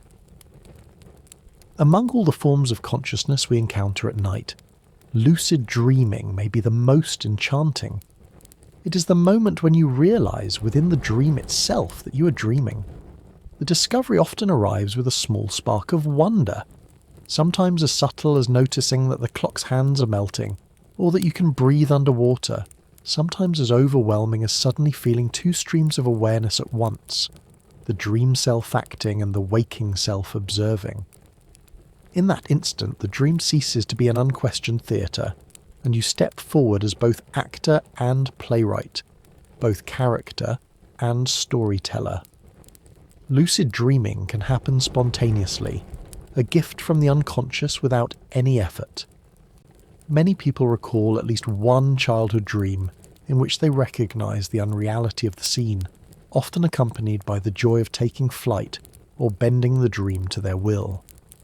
Children may be especially prone to lucidity, perhaps because their imaginations flow so freely between waking play and dream play. But lucidity can also be cultivated deliberately. For centuries, mystics, philosophers, and ordinary sleepers alike have sought to lengthen and deepen this awareness, treating it as both playground and classroom. The simplest method begins with recognition. In waking life, you practice noticing the improbable. You glance at your hands, counting fingers. You ask, "Am I dreaming?" Not because you expect an immediate answer, but because you are planting a habit. In time, the same question arises inside the dream, and the answer is obvious. 5 fingers may suddenly become 6, or the words on a page may change each time you look. In that moment of strangeness, lucidity ignites. Consciousness, usually a silent passenger in dreams, awakens to its presence. Once lucid, the range of experiences is wide. Some people experiment with flying, reveling in the freedom of soaring through skies without engines or wings. Others summon people they wish to speak to, asking questions or seeking comfort. Artists and musicians sometimes use lucid dreams as workshops, painting with light, composing melodies in dream air. Mystical traditions take it further still, treating lucidity as a chance to explore the nature of mind itself. Tibetan dream yoga, for example, uses lucid dreaming not to play with fantasies, but to practice letting go of them, dissolving even the dream world into luminous emptiness, a rehearsal for deeper spiritual insight. From a scientific perspective, lucid dreaming offers a fascinating window into consciousness. When dreamers are trained to perform specific eye movements inside their lucid dreams, researchers can track these signals in the sleep laboratory, confirming the lucidity is real. Brain scans reveal increased activity in the prefrontal cortex, the region associated with self-awareness and logic, areas usually dampened during REM. In other words, lucidity may be the moment when waking-style consciousness sneaks back into the dream stage, creating a hybrid state where logic and imagination coexist. To the sleeper, this fusion feels extraordinary. It is the chance to wander through imagination while carrying the clarity of awareness. But lucidity is not only about control. Many who practice it discover that the real value lies in observation, in meeting the dream on its own terms while knowing it is a dream. To ask a question of a dream figure and listen to the answer can be as profound as any conversation in waking life. The figure may respond with nonsense or with words that carry unexpected wisdom. Because the dream is your own mind, it can speak truths you had not dared to voice in daylight. A shadow may chase you, but in a lucid dream you can turn and ask what it represents. Sometimes it transforms, sometimes it speaks, sometimes it vanishes. The fear diminishes, not because the monster is defeated, but because you recognize it as your own creation. Lucid dreaming can also help with nightmares. When you realize a nightmare is only a dream, you may choose to change it, to confront the pursuer, to fly away, or to alter the scene entirely. This ability can soften recurring nightmares, especially in children or in those who have suffered trauma. Instead of being helpless victims in their dreams, they become aware participants, capable of reshaping the narrative. Awareness becomes healing, gently loosening the grip of fear. Cultivating lucidity requires patience. Keeping a dream journal is often the first step. By writing down dreams each morning, you signal to the brain that they matter and recall improves. Over time, patterns emerge, recurring places, themes, symbols. Recognizing these while dreaming can spark lucidity. Some also practice reality checks during the day, looking twice at text, flipping a light switch, asking whether the world is consistent. If repeated often enough, the habit crosses into the dream. The moment the switch fails to work or the text changes, lucidity blooms. There are more advanced techniques too, such as waking briefly in the middle of the night and returning to sleep with focused intention. But the essence is the same, planting seeds of awareness so that they flower within the dream. Philosophically, lucid dreaming blurs the line between waking and dreaming life. If awareness can exist within a dream, guiding choices and learning lessons, then dreams are not merely illusions to be dismissed in the morning. They are states of consciousness in their own right, with value and meaning. Some dreamers find that practicing awareness in sleep makes them more attentive in waking life too. If you can realize, I am dreaming at night, you may more easily realize, I am rushing without purpose during the day, or I am worrying unnecessarily.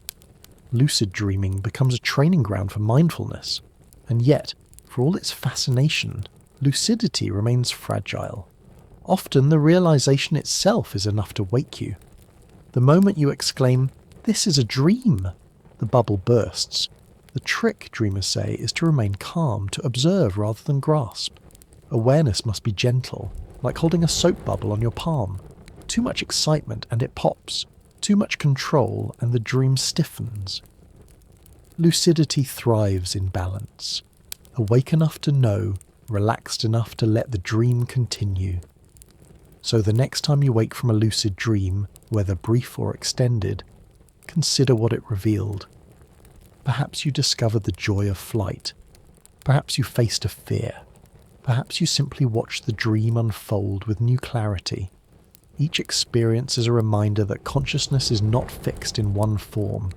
It can expand, adapt, and awaken even within its own creations. At night, you are not only a sleeper, but a dreamer. And sometimes, when the conditions align, you become aware that you are both. Long before neuroscience placed electrodes on sleeping scalps, long before we spoke of REM cycles or delta waves, humans treated dreams as sacred messages. To fall asleep was not only to rest, but to enter a chamber where gods, ancestors, or spirits might speak.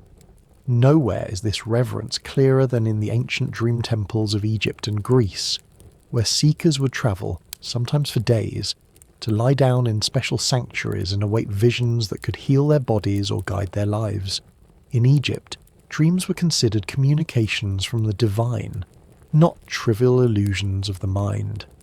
Carved inscriptions and papyrus records describe dreams as letters from the gods, often needing interpretation. A snake appearing might mean healing, a flood might signal abundance or destruction, depending on context. To receive these messages more clearly, Egyptians developed rituals of dream incubation. A person seeking guidance would purify themselves, fasting, bathing, reciting prayers, and then sleep within a temple dedicated to a particular deity. The god Thoth, associated with wisdom and writing, was thought to grant dreams of knowledge. Imhotep, remembered as a healer, was believed to send dreams of remedies. The dream temple was not simply a place to rest, but a sacred interface between mortal and divine. Imagine entering such a temple. The air is thick with incense, the walls lined with hieroglyphs depicting gods in human and animal forms. You wash in ritual water, lie on a mat or stone platform, and let the darkness close around you. Priests might chant, guiding your mind into a receptive state. Then comes the silence of night, where you hope the god will enter your dreams. In the morning, interpreters help unravel the symbols, offering advice for healing or decision. It was a form of medicine and divination intertwined, an acknowledgement that consciousness in sleep might travel further than the waking mind could follow. The Greeks too revered dream incubation, especially in the cult of Asclepius, the god of healing. Across the Mediterranean, sanctuaries known as Asclepia became centres where the sick and troubled came seeking cure through dreams. These sanctuaries were often located in serene places, near springs, groves, or mountainsides, spaces chosen for their atmosphere of calm.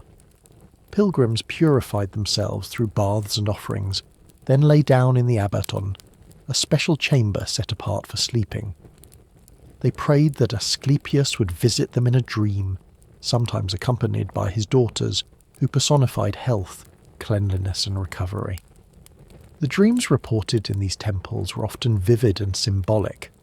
Some dreamers claim the god himself appeared, touching the afflicted part of the body and curing it instantly. Others described serpents, sacred to Asclepius, curling around them in the night, their touch bringing relief. In many cases, the dreams suggested specific treatments, herbs to gather, rituals to perform, diets to follow. Priests recorded these accounts on stone stelae, some of which still survive. Reading them today feels like peering into the notebooks of an ancient clinic, but one where prescriptions came in the form of visions rather than pills. The practice was not marginal. The Asclepia attracted thousands, blending faith, ritual, and what we might now call psychosomatic healing. For the sufferers, the experience of sleeping in a sacred place, surrounded by ritual and expectation, may itself have triggered powerful shifts in mind and body. Modern medicine recognizes the strength of suggestion, belief, and placebo in healing. Perhaps the dream temples amplified these effects, providing a framework where the unconscious could offer symbols that guided recovery. Even if the gods were not literally descending into dreams, the The combination of environment, ritual, and meaning allowed the dreamer's own mind to step into the role of healer. There is something profoundly moving about these ancient practices. They remind us that humans have always sensed sleep as more than absence. The Egyptians and Greeks built actual stone sanctuaries to honour what happened when consciousness drifted. They saw dreams as doors, not accidents. In their vision, to ignore dreams would be like ignoring a letter from a friend left unopened on the table. Whether or not one believes in divine messengers, there is wisdom in the reverence itself. It suggests that the images and feelings of the night deserve attention, that they may hold clues to our well-being, our choices, even our future. Think of the contrast with how many of us treat dreams today. We often dismiss them within seconds of waking, brushing them away like cobwebs. The alarm rings, the day begins, and the images vanish into forgetfulness. Yet in these temples, entire journeys were organised around honouring dreams, building rituals, listening carefully. Imagine how different consciousness might feel if we treated our own nights with such gravity, setting aside spaces, journals, and moments of reflection, rather than rushing past them. The dream temples may no longer stand as living institutions, but their spirit lingers in practices like dream journaling, lucid dreaming, or therapy that attends to the unconscious. Each acknowledges what the ancients knew, that sleep is not an absence but a presence, a fertile ground where the mind and perhaps something greater speaks in images and symbols. Whether or not you believe in gods whispering in the dark, you may find value in paying attention to what your own inner temple reveals each night. So as you rest tonight, consider that you, too, are entering a temple, not built of stone but of silence, not filled with incense but with breath, not interpreted by priests but by your own heart.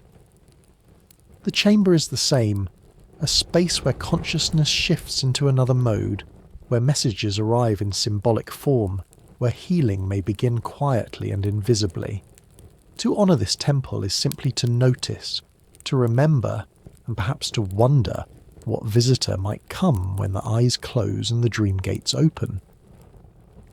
If the dream temples of Egypt and Greece remind us that ancient cultures honoured dreams as sacred messages, then Tibetan Buddhism and the Aboriginal peoples of Australia show us something even more expansive. For them, dreams were not only tools for healing or prophecy, but entire realms of training and truth. They did not separate sharply between waking and dreaming the way modern life so often does. Instead, they saw both states as woven together, threads of the same fabric. To sleep was not to step away from reality, but to enter another version of it. Tibetan Buddhism developed a practice known as dream yoga, part of a wider tradition called the 6 Yogas of Naropa. For practitioners, the night was not wasted time, nor simply recovery for the body. It was an opportunity to deepen awareness, to practice meditation even while dreaming.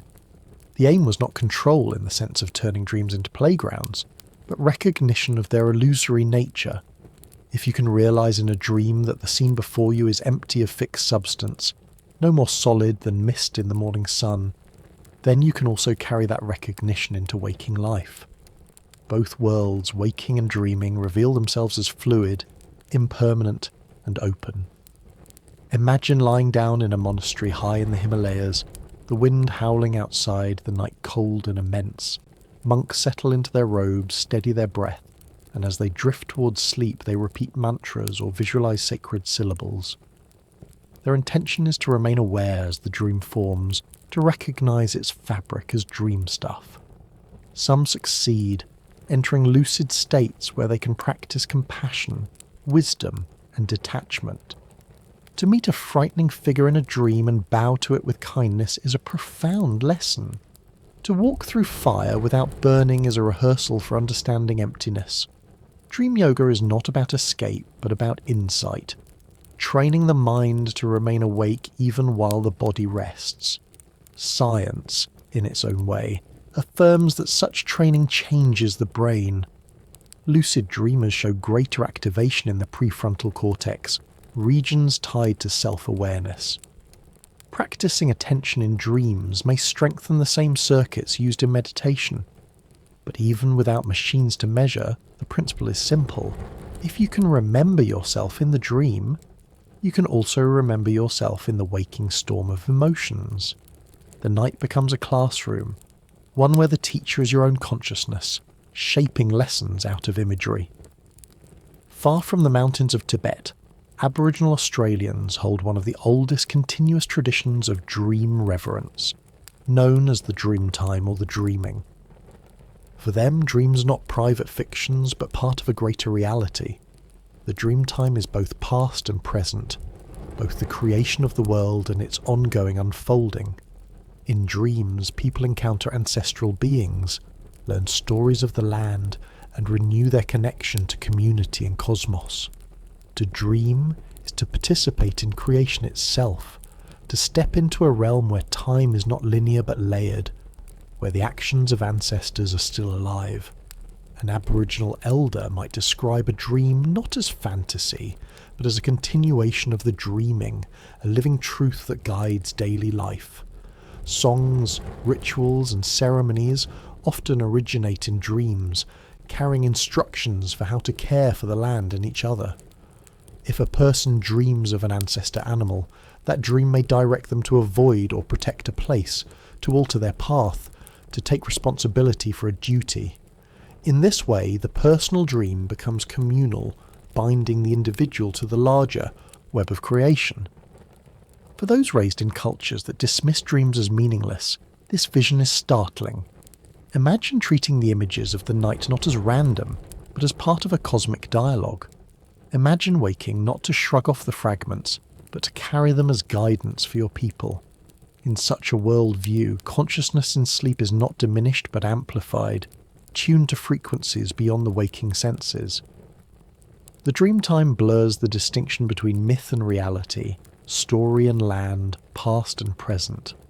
To dream is to touch that timeless continuity. Both Tibetan dream yoga and Aboriginal dream time reveal something profound, that sleep is not an interruption of life, but another expression of it. One tradition uses dreams as a path to enlightenment, practicing lucidity to dissolve illusions. The other treats dreams as entry into a shared mythic field, a realm of ancestors and creation.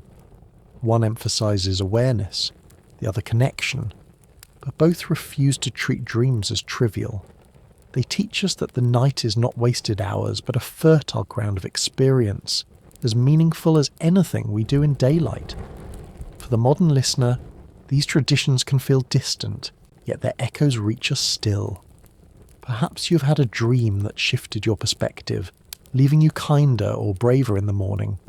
Perhaps you've dreamed of a place you'd never seen, only to find it later.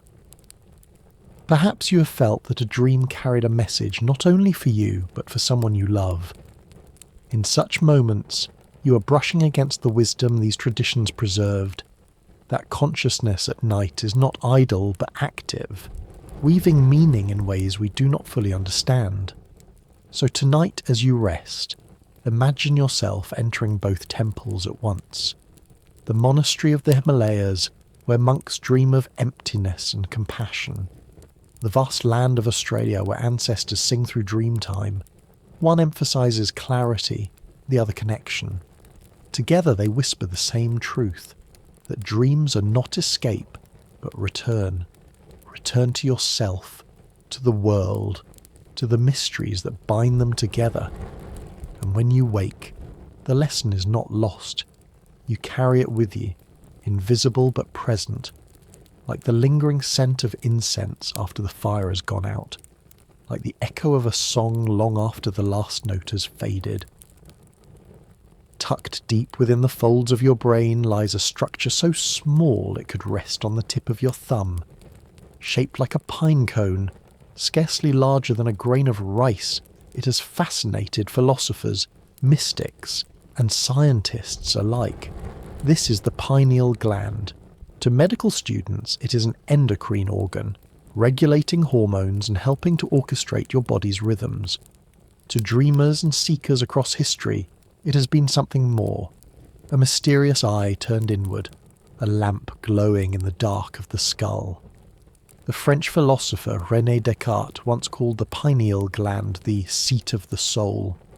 For him, it was the point of connection between the immaterial mind and the physical body, the place where spirit met flesh. He had little anatomical evidence for this claim, but the image endured. Even today, the pineal is often associated with vision beyond the ordinary, an organ not of sight but of insight.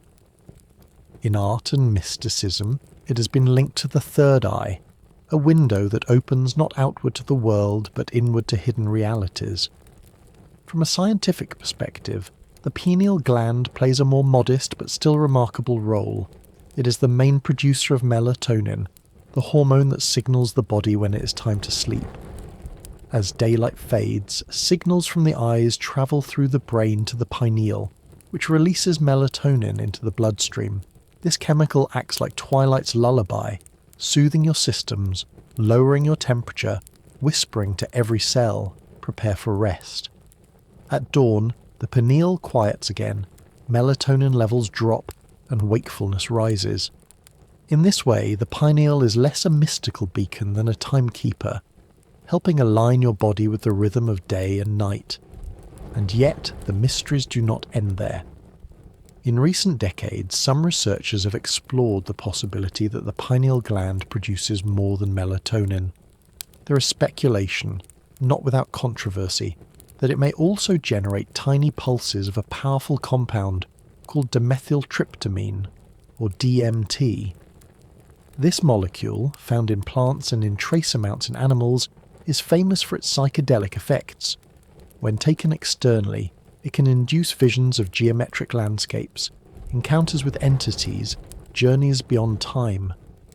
The suggestion that the pineal might release DMT during REM sleep or near-death states has led many to wonder, could our dreams, or even the tunnel of light reported in near-death experiences, be connected to this inner chemistry?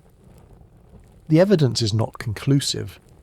Studies have found enzymes and pathways in the pineal that could, in theory, synthesize DMT.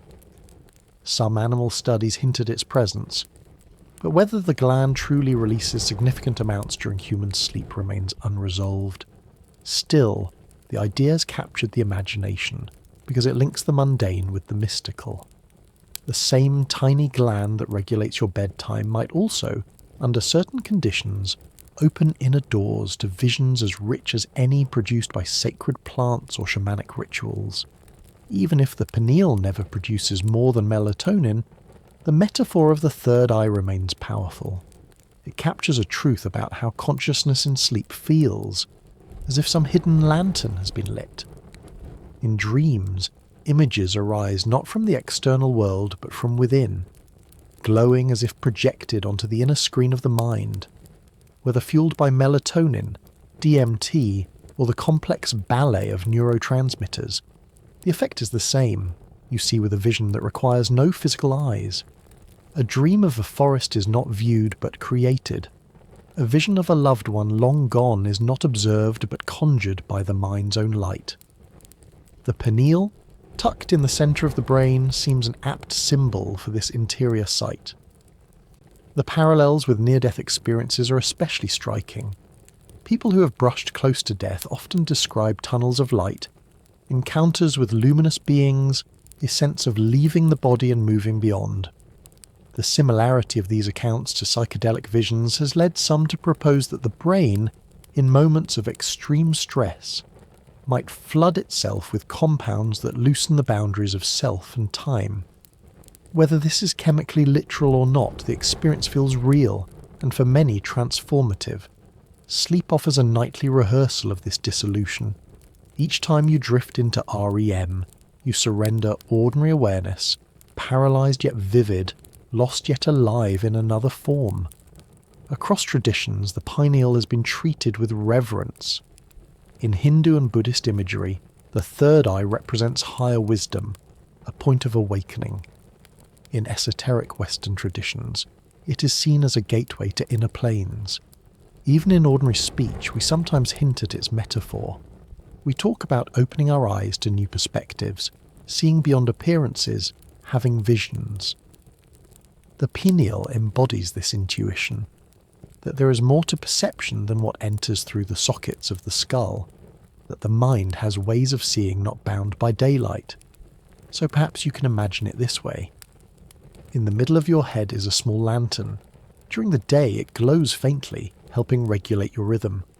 At night, when the world outside dims, the lantern brightens. Sometimes it shines with the soft light of melatonin, lulling your body into slumber. Sometimes, if the speculations are true, it flickers with stranger sparks, painting worlds as real as waking life. Whether through chemistry or imagination, the effect is the same. Consciousness is guided inward, shown visions that remind you of the vast landscapes within. And when you wake, you may not remember the lantern's glow. The dreams slip away, the visions dissolve. But the pineal remains, quiet and constant, marking the passage of night and day, bridging the ordinary with the extraordinary. Whether you see it as the humble timekeeper of hormones, or the mystical third eye of inner vision, it invites the same reflection. Inside your skull is a tiny organ that holds both biology and myth, both science and story.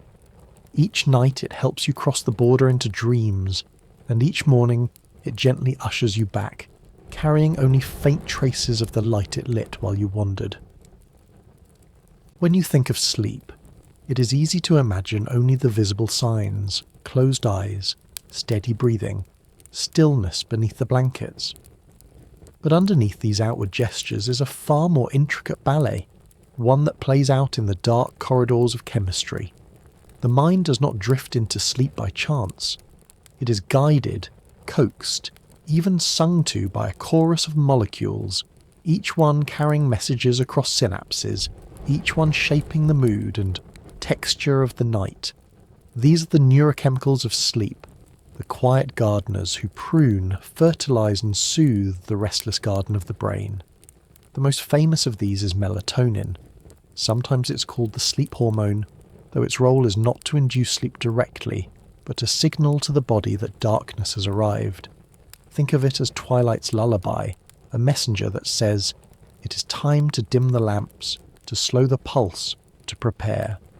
The pineal gland releases melatonin as daylight fades, its levels rising through the evening, peaking in the night, then falling again as dawn approaches.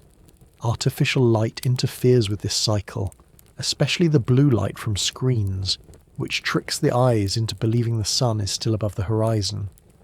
That is why late-night scrolling leaves you restless. The lullaby has been silenced, the gardener kept from the gate. But melatonin is only one instrument in the orchestra. Serotonin, another familiar neurotransmitter, plays a double role. By day it supports mood and wakefulness, helping you feel stable and focused. At night it becomes a precursor to melatonin, converted by enzymes in the pineal gland. In this way, the joy and steadiness of the day are alchemized into the calm of the night.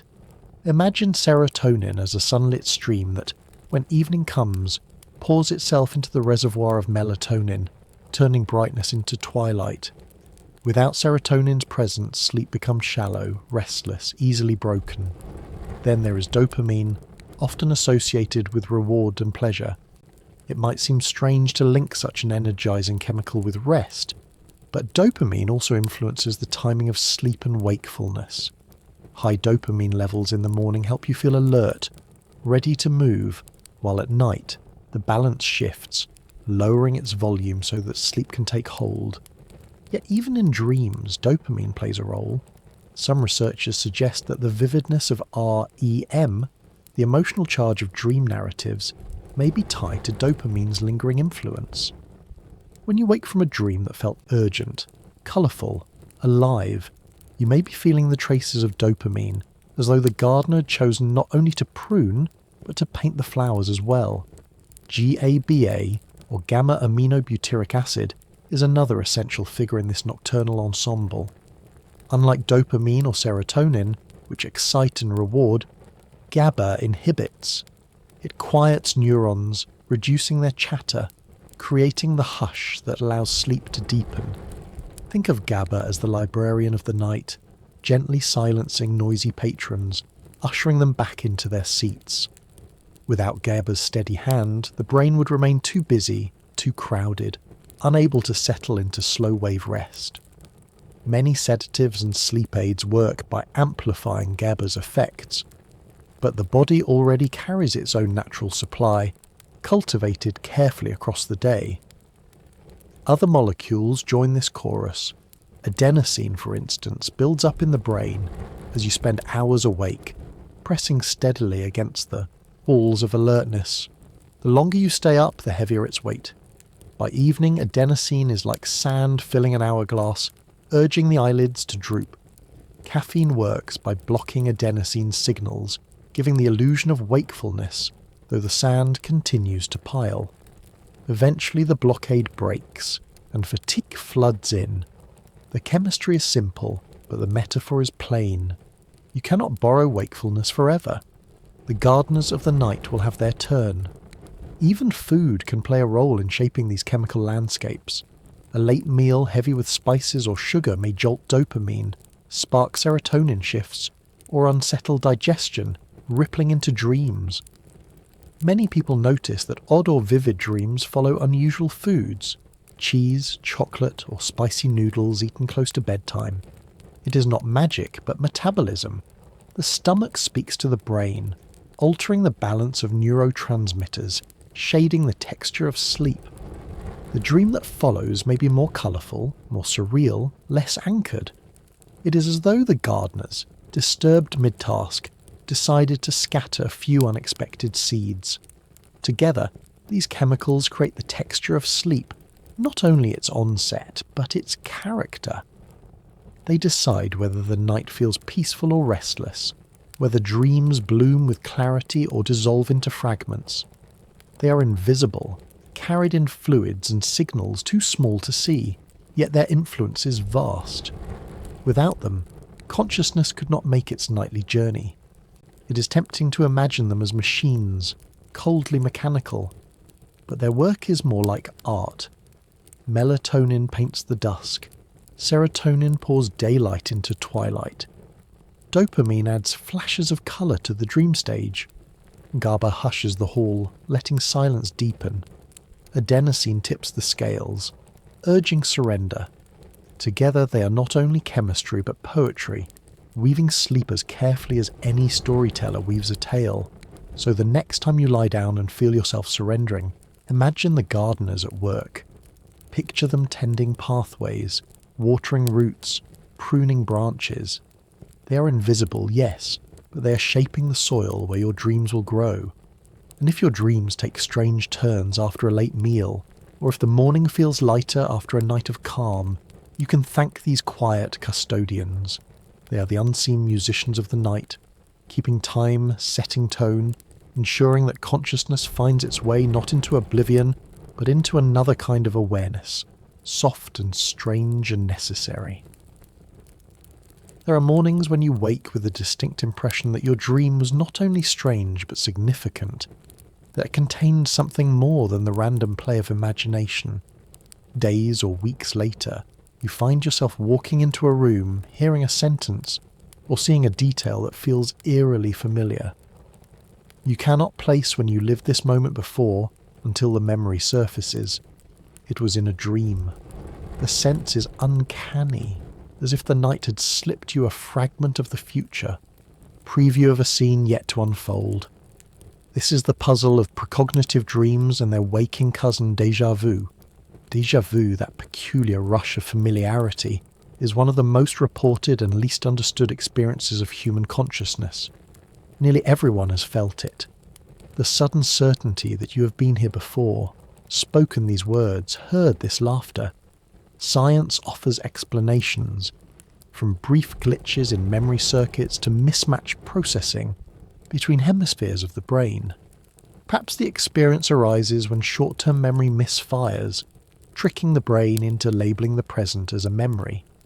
Perhaps it is the overlap of perception and recall, leaving you suspended in the odd space of recognising the now as already known. but for many these explanations feel incomplete.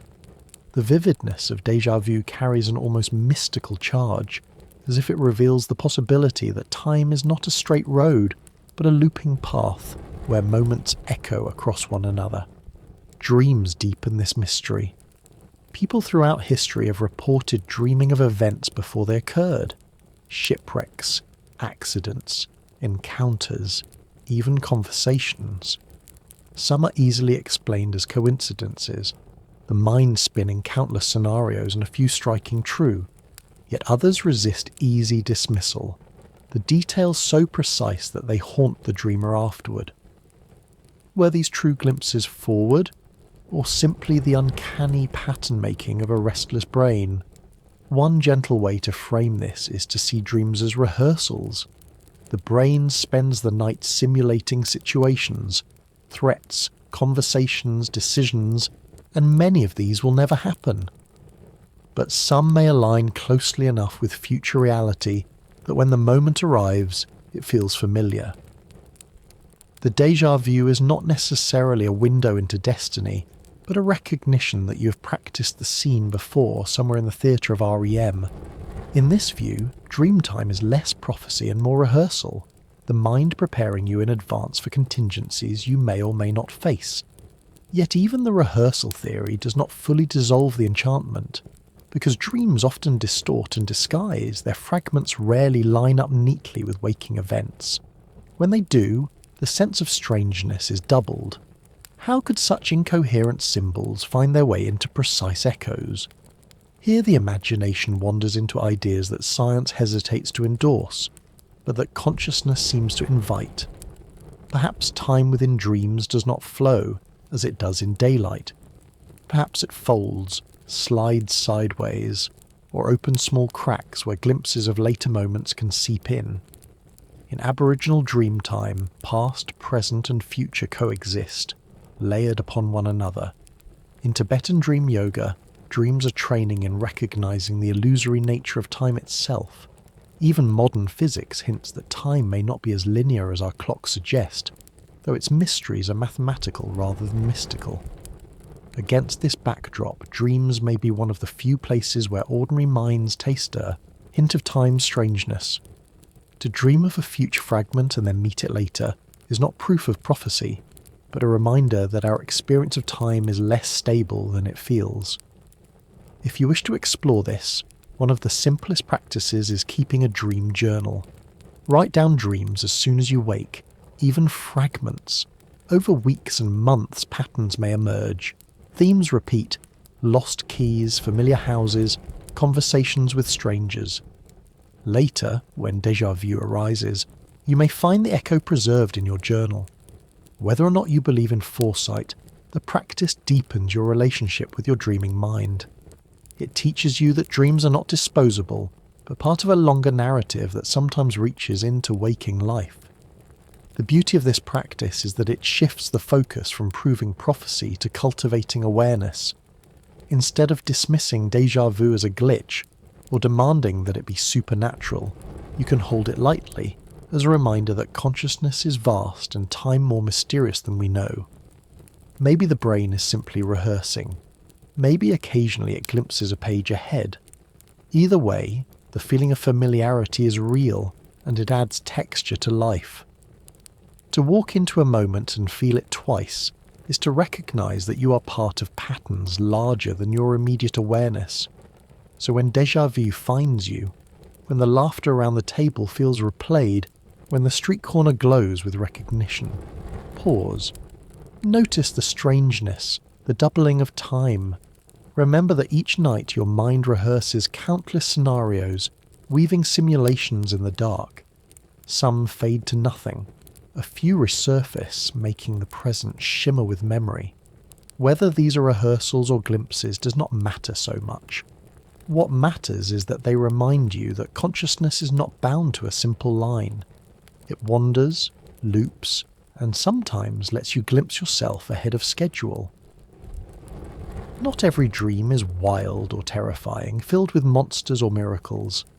Many are quiet, symbolic, or seemingly mundane, yet they leave you with a feeling that lingers beyond logic.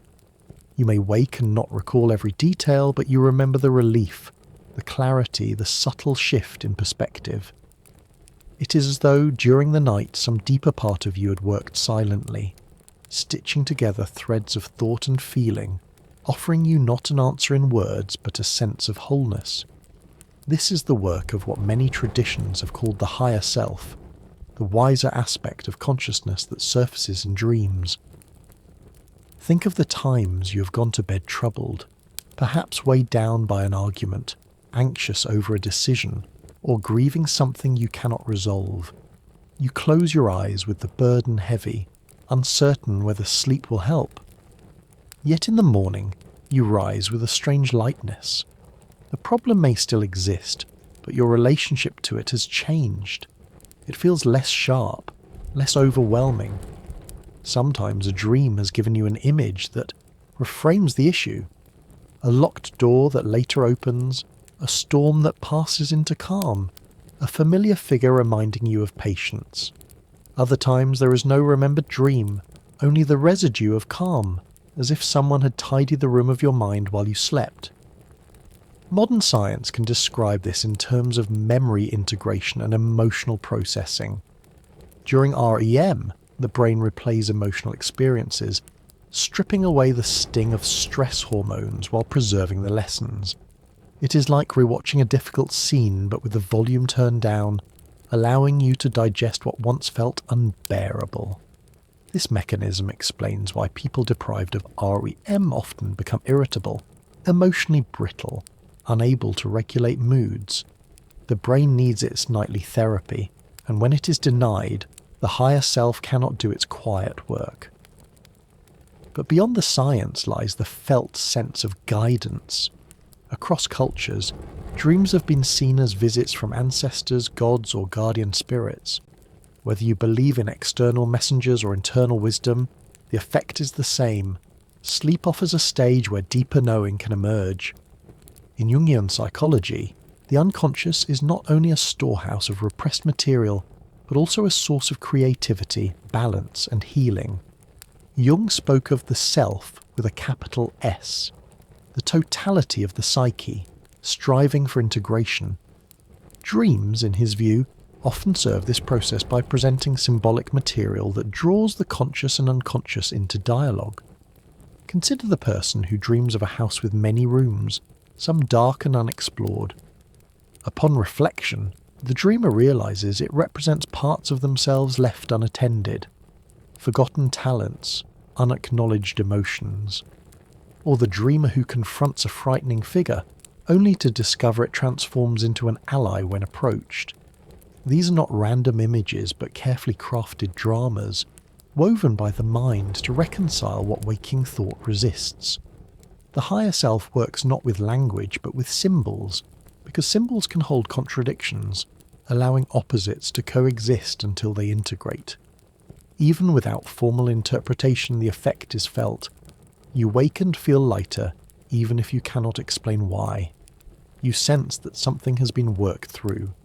This is the night's gift, the chance to hand over your burdens to a part of yourself that knows more than your waking mind admits. In that surrender, healing begins. Spiritual traditions frame this in their own ways.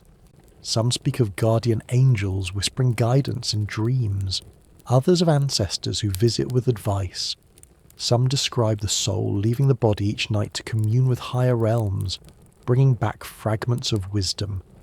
Whether literal or metaphorical, all these images point to the same felt truth, that within or beyond us is a wisdom greater than the surface chatter of the day, and that sleep is one of the portals through which it speaks. It is important to note that not every dream feels profound. Many are nonsensical, jumbled, forgettable. Yet even here, the higher self may be at work beneath awareness. The symbols need not always be understood by the conscious mind. Just as your body heals cuts and bruises without your intervention, your mind can heal emotional wounds without your conscious recognition. Dreams may be part of this process, providing a space where conflicting parts of yourself negotiate peace. If you wish to invite this work more consciously, you might set an intention before sleep. Some traditions call it dream incubation, asking a question, holding a problem gently in mind, and then allowing the night to respond. The answer may not come in clear words, but in images or in the simple feeling of relief upon waking. A journal can help capturing fragments before they fade, offering you patterns to reflect on later. Over time, you may begin to notice how your dreams seem to anticipate your needs, nudging you toward balance, reminding you of forgotten truths. The metaphor I like best is that of a secret meeting. Each night while your waking self rests, another part of you, a wiser, calmer, more integrated self, gathers the pieces of the day, sets them in order, and leaves you a note. You may not always read the note clearly, but you feel its effect. Sometimes it is reassurance, sometimes courage, sometimes the quiet certainty that you already know what to do. The higher self does not lecture, it whispers. It does not shout answers. It leaves clues in the form of dreams. So when you next wake with a sense of calm that seems larger than your own effort, pause and honour it. Recognise that something within you has been working on your behalf. In the theatre of the night, consciousness does not disappear. It steps aside, allowing a deeper director to take the stage. And when the curtain rises in the morning, you return not unchanged but subtly renewed, carrying with you the guidance of a wiser companion who never leaves, who only waits for the quiet of sleep to speak. Dreams are often dismissed as curiosities, strange plays staged in the privacy of the night, yet they have a long history of influencing art, science, and invention. Across centuries, some of the world's most significant breakthroughs have arrived not in laboratories or studios, but in bedrooms, in the fragile moments of sleep. This is the paradox. While the body lies inert and the eyes flutter beneath closed lids, the mind is weaving connections that daytime logic would never permit. Out of this freedom have come molecules, melodies, and stories that shaped entire cultures. One of the most famous accounts belongs to the German chemist August Kekulé. For years he puzzled over the structure of benzene, a molecule whose properties resisted explanation. One night, exhausted, he drifted into a dream. He saw a snake coiling, biting its own tail in an endless loop. On waking, the image struck him. Perhaps the molecule was not a straight chain, but a ring. This insight proved correct, transforming organic chemistry. Kekulé later joked that chemists should learn to dream, though behind the humour lay a serious point. In dreams, the mind can leap across boundaries too rigid in waking life. Artists too have drawn from the dream world. Paul McCartney once awoke with a melody in his head, complete and hauntingly beautiful. At first he thought he must have heard it somewhere else, but it was new, a gift from the night. That melody became, Yesterday, one of the most recorded songs in history. Mary Shelley, staying at a villa near Lake Geneva, dreamed of a scientist who assembled life from dead matter and saw it come alive. She awoke shaken but inspired, and the dream became the seed of Frankenstein, a novel that still resonates 2 centuries later. These stories are reminders that imagination, when released from daylight constraints, can conjure visions powerful enough to change culture. What is it about sleep that makes this possible? Neuroscience offers some clues. During REM, the prefrontal cortex, seat of logic and inhibition, becomes less active, while associative networks, particularly in the limbic and visual regions, grow more vivid. This loosening allows the brain to connect ideas that normally remain separate. It is as if the mind is improvising jazz, riffing on themes gathered during the day, recombining them into novel phrases. Where waking thought demands coherence, dreams indulge experimentation. Most of these experiments dissolve upon waking, but some crystallize into insight, the way a melody lingers even when the concert has ended. Creativity researchers call this process incubation. When a problem resists solution, setting it aside often helps. sleep extends this incubation, giving the brain hours to wander. Neural connections strengthen or weaken. Memory fragments resurface. Emotional tones are replayed. Out of this churn, unexpected links emerge. The dreamer, half aware, experiences them as symbols, stories, or songs. By morning, the unconscious has delivered something new, sometimes in the form of an image like Kekule's snake, sometimes as a melody like McCartney's tune, sometimes as a narrative spark like Shelley's Gothic vision. Even ordinary people experience smaller versions of this. You may struggle with a crossword puzzle at night, only to find the answer obvious in the morning. You may be unsure how to phrase a message, then wake with the right words in mind. These are modest echoes of the same process. The brain, free from the strict oversight of logic, wandering into combinations that daylight would not allow. In this sense, every dream is a rehearsal for creativity, whether or not it leaves a trace in history. The surreal quality of dreams is often exactly what makes them fertile. A violin might transform into a bird, a house into a labyrinth, a friend into a stranger. These shifts are not failures of coherence, but experiments in possibility. Each transformation stretches the mind's ability to imagine alternatives. Even if the dream itself makes little sense, the practice of flexibility may spill into waking life, allowing you to approach problems with new eyes. Dreams are like mental yoga, bending rigid thought into more supple shapes. There is also the matter of emotion. Dreams do not only connect ideas, but also infuse them with feeling. The melody of Yesterday was not only structurally sound, but emotionally resonant, carrying the wistfulness McCartney felt.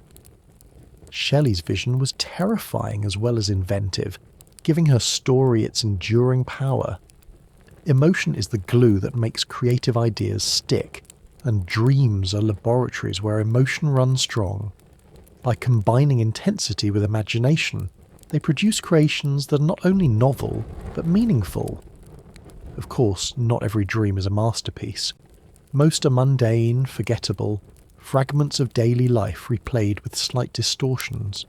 But the possibility that even one dream in a lifetime might hold an answer, an image, or an inspiration worth keeping is enough to remind us of their value. That is why many creative people keep journals by their bedsides, ready to capture fragments before they vanish. A line, a colour, a feeling scribbled at dawn may later bloom into something much larger. So when you next wake with a lingering image, consider that it may not be random. It may be the residue of your mind's late-night improvisation, a note from the unconscious offering you a fresh path. It may never become a novel, a song, or a scientific breakthrough, but it may still guide your day in subtle ways, shaping a choice, inspiring a kindness, reframing a problem. Creativity is not only for chemists and composers, it is for anyone who lives, dreams, and imagines. The brain is a tireless improviser, and in sleep it plays its freest concerts. It bends rules, mixes themes, paints with colours unseen. Most of its songs dissolve unrecorded, but sometimes they linger, and the world is changed. To dream is to participate in this vast improvisation, whether you recall it or not.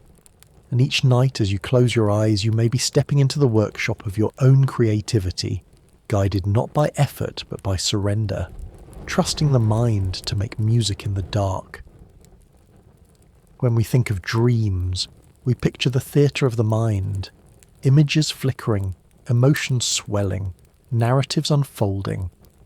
Rarely do we imagine that the stomach, busy with its own mysterious work, could have much to say about the stories we see at night. Yet modern science has revealed a remarkable connection. The gut and the brain are in constant conversation, a dialogue so rich and complex that researchers now call the digestive system a second brain. This communication does not stop when you fall asleep. It continues through the night, shaping the chemistry of mood and memory, and perhaps even tinting the landscapes of your dreams. Within the winding coils of the intestines lives an immense community of microbes, trillion strong. These bacteria, viruses and fungi, collectively known as the microbiome, are not mere passengers. They influence digestion, immunity, and astonishingly mental health. The vagus nerve, a great wandering fibre that connects the gut to the brain, carries signals back and forth like a telegraph line. Through this pathway, the state of the stomach can whisper into the mind. A balanced microbiome can foster calm and resilience. A disrupted one can sow anxiety or depression. The bridge between belly and brain is real, built not of imagination but of nerves, chemicals, and microbes. Consider serotonin, the neurotransmitter often linked to mood. Nearly 90% of it is produced not in the brain but in the gut.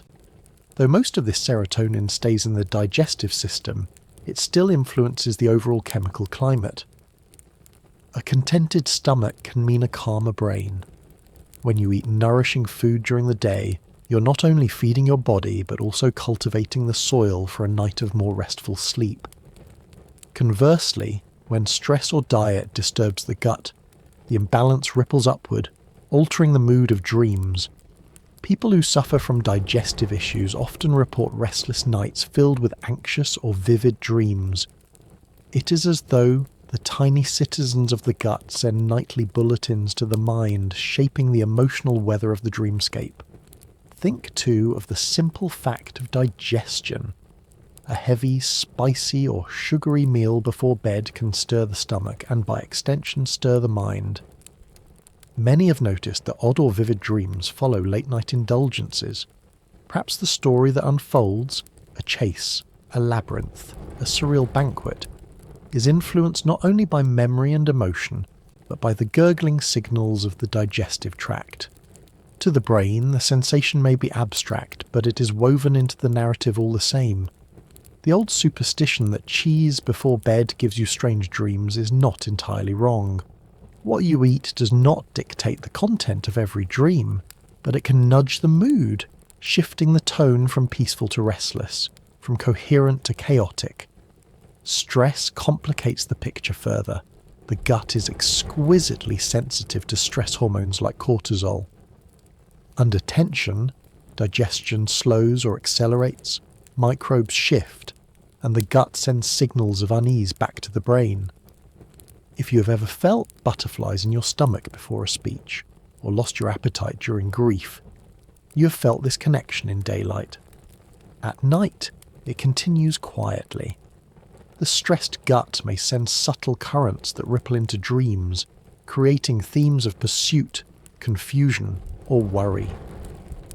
In this way, the digestive system becomes not only a physical organ, but a contributor to the emotional stage of the night.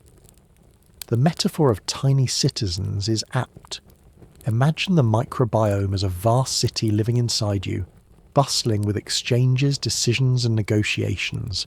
Each night, while you sleep, these citizens continue their labour, breaking down food, producing molecules, communicating with the brain. The dreams you experience may be, in part, reports from this city, flashes of colour, shifts in tone, sudden changes in narrative. The vagus nerve is the messenger, carrying dispatches from the belly's metropolis to the brain's dreaming theatre. Whether or not you notice, the play is influenced by the whispers from below. This does not mean that every dream is dictated by digestion. The brain is vast, its influence is many. But it reminds us that consciousness is embodied. To dream is not merely to think, but to feel, and feelings are woven from the body as much as from the mind. The stomach, intestines, microbes and nerves are participants in the night's chorus. Their songs may be subtle, but they are not silent. For those seeking calmer dreams, caring for the gut is a gentle step. Balanced meals, varied diets, attention to fibre and fermented foods, these nurture the microbial citizens. Calming the body before sleep, reducing stress, allowing digestion to settle, these soothe the messages sent to the brain. While no diet guarantees perfect dreams, the relationship is clear. A well-tended gut creates a kinder stage for the mind at night. It is a humbling thought that the surreal landscapes of your dream may owe some of their colours to bacteria in your intestines.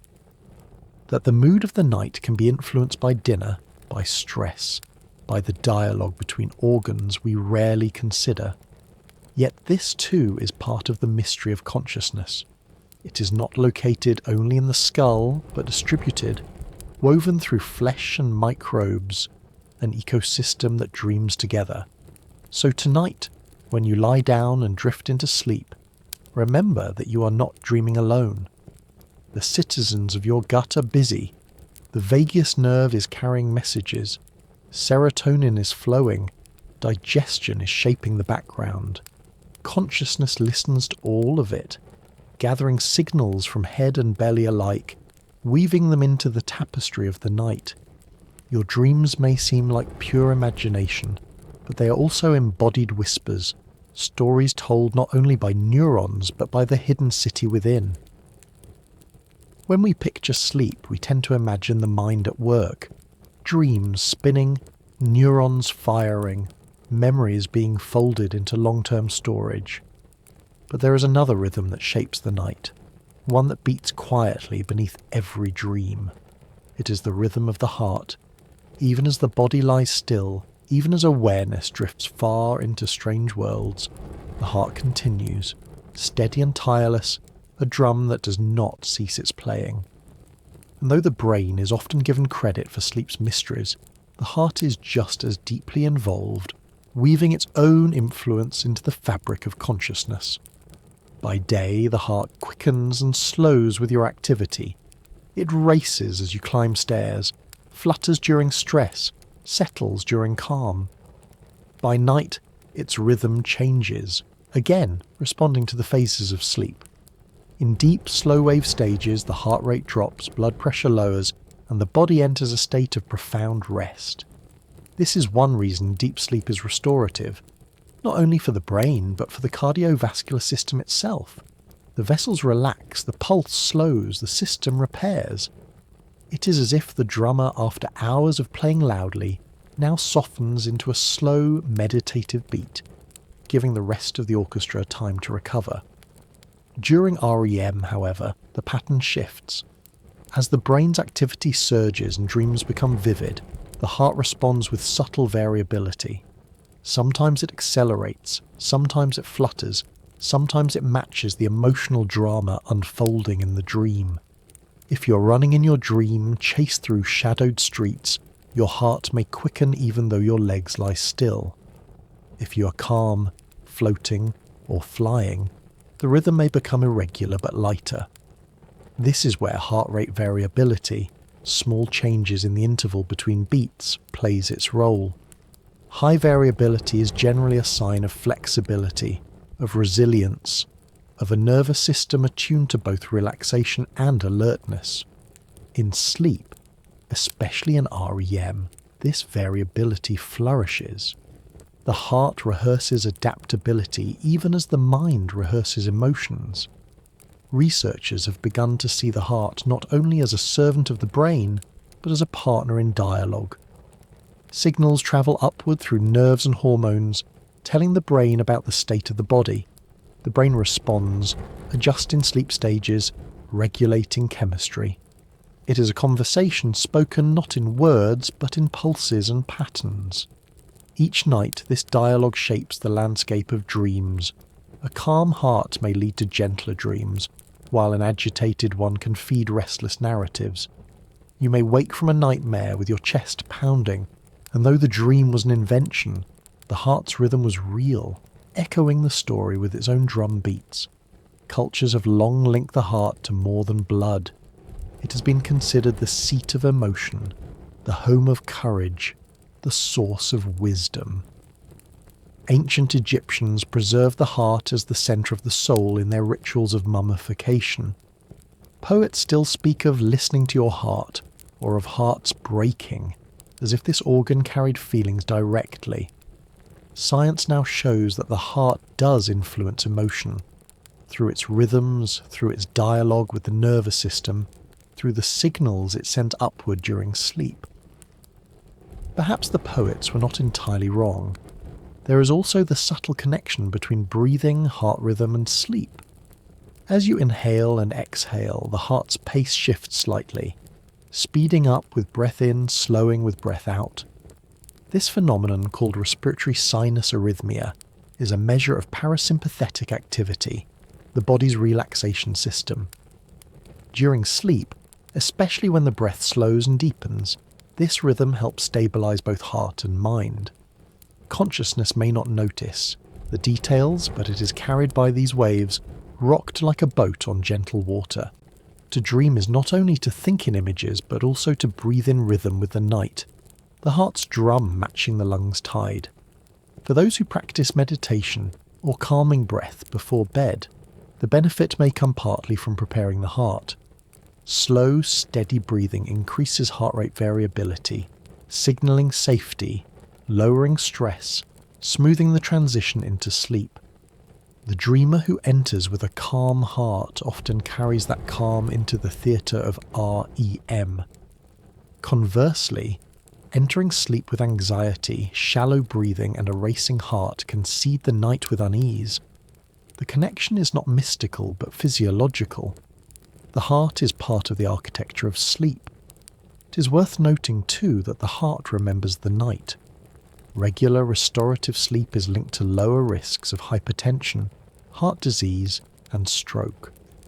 To sleep poorly or too little is to deny the heart its nightly restoration.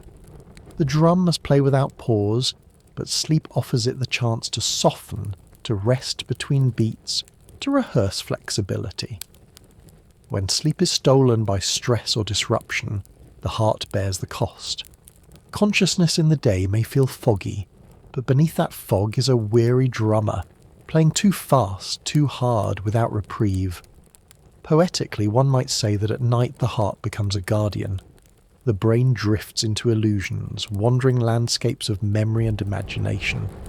The muscles lie still, the eyes flutter, but the heart keeps its vigil.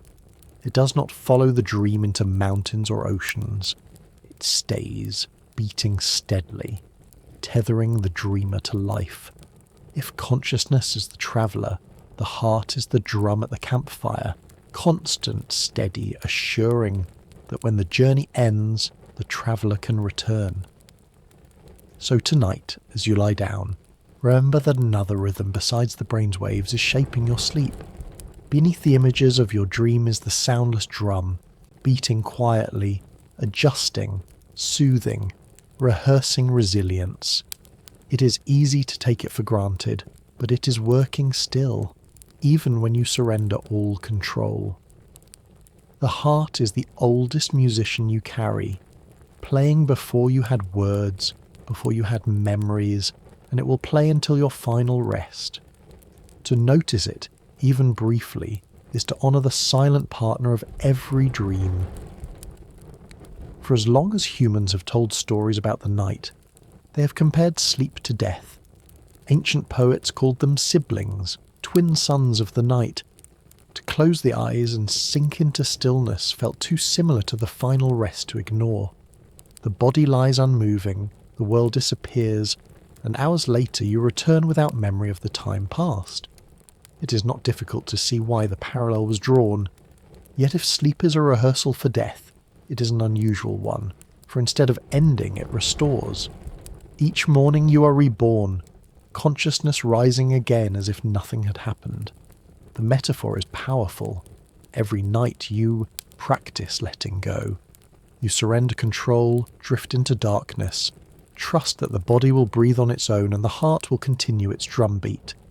You do not hold on to awareness, you allow it to dissolve. Death, too, is described as a letting go, a release of breath and self. To sleep, then, is to practice surrender in a safe way, to die a little each night and return renewed. Perhaps this is why sleep can feel so deeply healing. It teaches us without words that surrender is not always loss, but also transformation. Modern science has found even closer links between sleep and near-death experiences. People who come close to death and return often describe vivid visions, tunnels of light, out-of-body perspectives, encounters with beings of radiance. These accounts bear striking resemblance to certain REM phenomena, especially when REM intrudes into waking life. In sleep paralysis, for instance, people see figures, feel presences, or experience floating away from the body. In dreams, tunnels and lights are common motifs. The brain, under extreme stress such as oxygen deprivation, may enter a state that mirrors REM, flooding the mind with imagery even as the body lies motionless. If this is true, then death itself may share pathways with dreaming. Some researchers suggest that neurochemicals play a role here. The brain at the edge of death may release compounds that alter perception, much like those speculated to emerge from the pineal gland during REM. Endorphins may create euphoria, while surges of electrical activity generate visions. From this perspective, near-death experiences are not glimpses of another realm but the brain's final improvisations. Yet to those who live them, the effect is no less profound. They return with stories of comfort, of insight, of fear dissolved. Whether neurological or transcendent, the experience reshapes their lives. For ordinary sleepers, this connection can be comforting. Each night we step into a miniature version of the great unknown. We lie down, lose control, and allow consciousness to be carried away. Yet unlike death, we return, often with new strength. It is as if the body rehearses not the ending, but the courage to face it. Sleep is a reminder that dissolution is not necessarily destruction. What feels like disappearance can be the ground for renewal. Cultures have long woven rituals around this truth. In some traditions, bedtime prayers are spoken as if preparing for death, entrusting the soul to higher care. In others, dreams are considered journeys to the afterlife, temporary visits that foreshadow the final passage. The Egyptians believed that sleep allowed the bay, a part of the soul, to leave the body and wander. The Greeks pictured Hypnos, the god of sleep, as the brother of Thanatos, the god of death, their wings brushing against one another in the dark. These stories do not confuse sleep with literal death, but they capture the sense that both are thresholds, both demand surrender, and both carry mystery. For you, the parallel may feel less mythic but still resonant. Each night you surrender your plans, your worries, your identity, trusting that you will wake again. Most of the time, you do not remember the journey. Hours vanish as if erased, replaced only by the fresh canvas of morning. To live with this rhythm is to practice trust, that the body will carry you, that time will return you, that life continues even when you're not aware of it. In a way, this practice prepares us for the greatest unknown, whispering that perhaps even in final darkness there is continuity of some kind, a rhythm we cannot yet hear. It is worth noting the difference too. Sleep ends. Death, as far as we know, does not. Yet the nightly return offers comfort. If consciousness can vanish and return each day, perhaps the unknown is less frightening than it seems. And if dreams can carry us to landscapes beyond logic, filled with departed loved ones or visions of light, then perhaps death, whatever it is, may not be barren. Even without making metaphysical claims, the resemblance soothes. So tonight, as you close your eyes, think of the way sleep teaches you. It shows that letting go does not mean ceasing. It shows that darkness can be fertile, that stillness can heal, that absence can prepare the way for presence.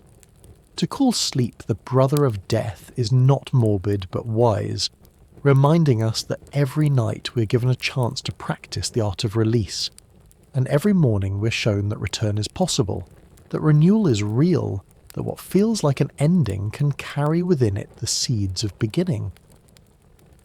Every night you set out on a journey. You do not pack a bag, you do not choose your destination, and yet you travel all the same. Consciousness leaves the bright shore of waking life and slips into waters where time bends and landscapes reshape themselves. You descend into oceans of slow waves, climb through cycles of rhythm, wander through theatres of imagery, meet figures from memory and imagination, and sometimes brush against mysteries that cannot be explained. And each morning, without fail, you return. You open your eyes, the world resumes, and the journey recedes into mist.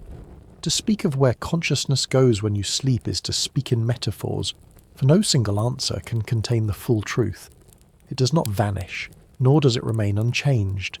It shifts, flows, dissolves and reforms. It becomes story and rehearsal, healing and integration. Sometimes it plays freely, inventing bizarre tales. Sometimes it labours quietly, consolidating memory, pruning connections, calming emotions. Sometimes it opens into the uncanny, visions that echo the future, sensations of leaving the body, lights and presences that feel larger than self. Whether you call these glitches gifts or glimpses, they remind you that awareness is vast and flexible. Science describes sleep in terms of neurotransmitters, brain waves, REM cycles, and networks of neurons. These are true and precise descriptions, but they are not the whole picture. They capture the mechanics, but not the meaning, the scaffolding, but not the feeling of being carried through it. Poetry and myth, on the other hand, call sleep the sibling of death, the realm of ancestors, the classroom of the soul. These stories do not map neurons, but they capture the awe. Perhaps the deepest understanding comes not from choosing one or the other, but from holding both together, the science that reveals the machinery and the metaphors that reveal the experience. And for you, the traveller, perhaps what matters most is the way you feel each morning, to wake lighter after a troubled day, to carry a melody or image that shapes your choices, to feel the residue of a dream even when the details vanish. These are the gifts of the night, proof that your consciousness has not gone dark but has worked on your behalf. You may never know exactly how, but you live the result. Resilience, clarity, inspiration, balance. The question, where does your consciousness go, may not have a final answer. But the nightly rhythm itself offers reassurance. You leave, you wander, you dissolve, and then you return, renewed. The cycle repeats, as faithful as the rising of the sun. The traveller goes forth, the traveller comes back. What is carried across that border may be fragments or feelings, but the continuity is real. You're not extinguished at night. You are reshaped. Perhaps that is the comfort hidden in sleep's mystery. Even if death remains the greater unknown, sleep shows us that absence need not be fearful. You practice letting go, and you learn that letting go can return you whole. You taste dissolution, and you discover renewal. You glimpse how fragile awareness can be, yet you see how faithfully it returns. Sleep is not only rest, it is reassurance. So as you settle tonight, think of yourself as a traveller once more. You're about to board a vessel without sails, to drift down a river without map. You will not steer, but you will be carried. And when the dawn comes, you will find yourself back on the shore, not unchanged but restored. The traveller departs, the traveller returns, and with that, we've reached the quiet close of our wandering. If you are awake, I'm glad you stayed. If you have drifted off, that was the point all along.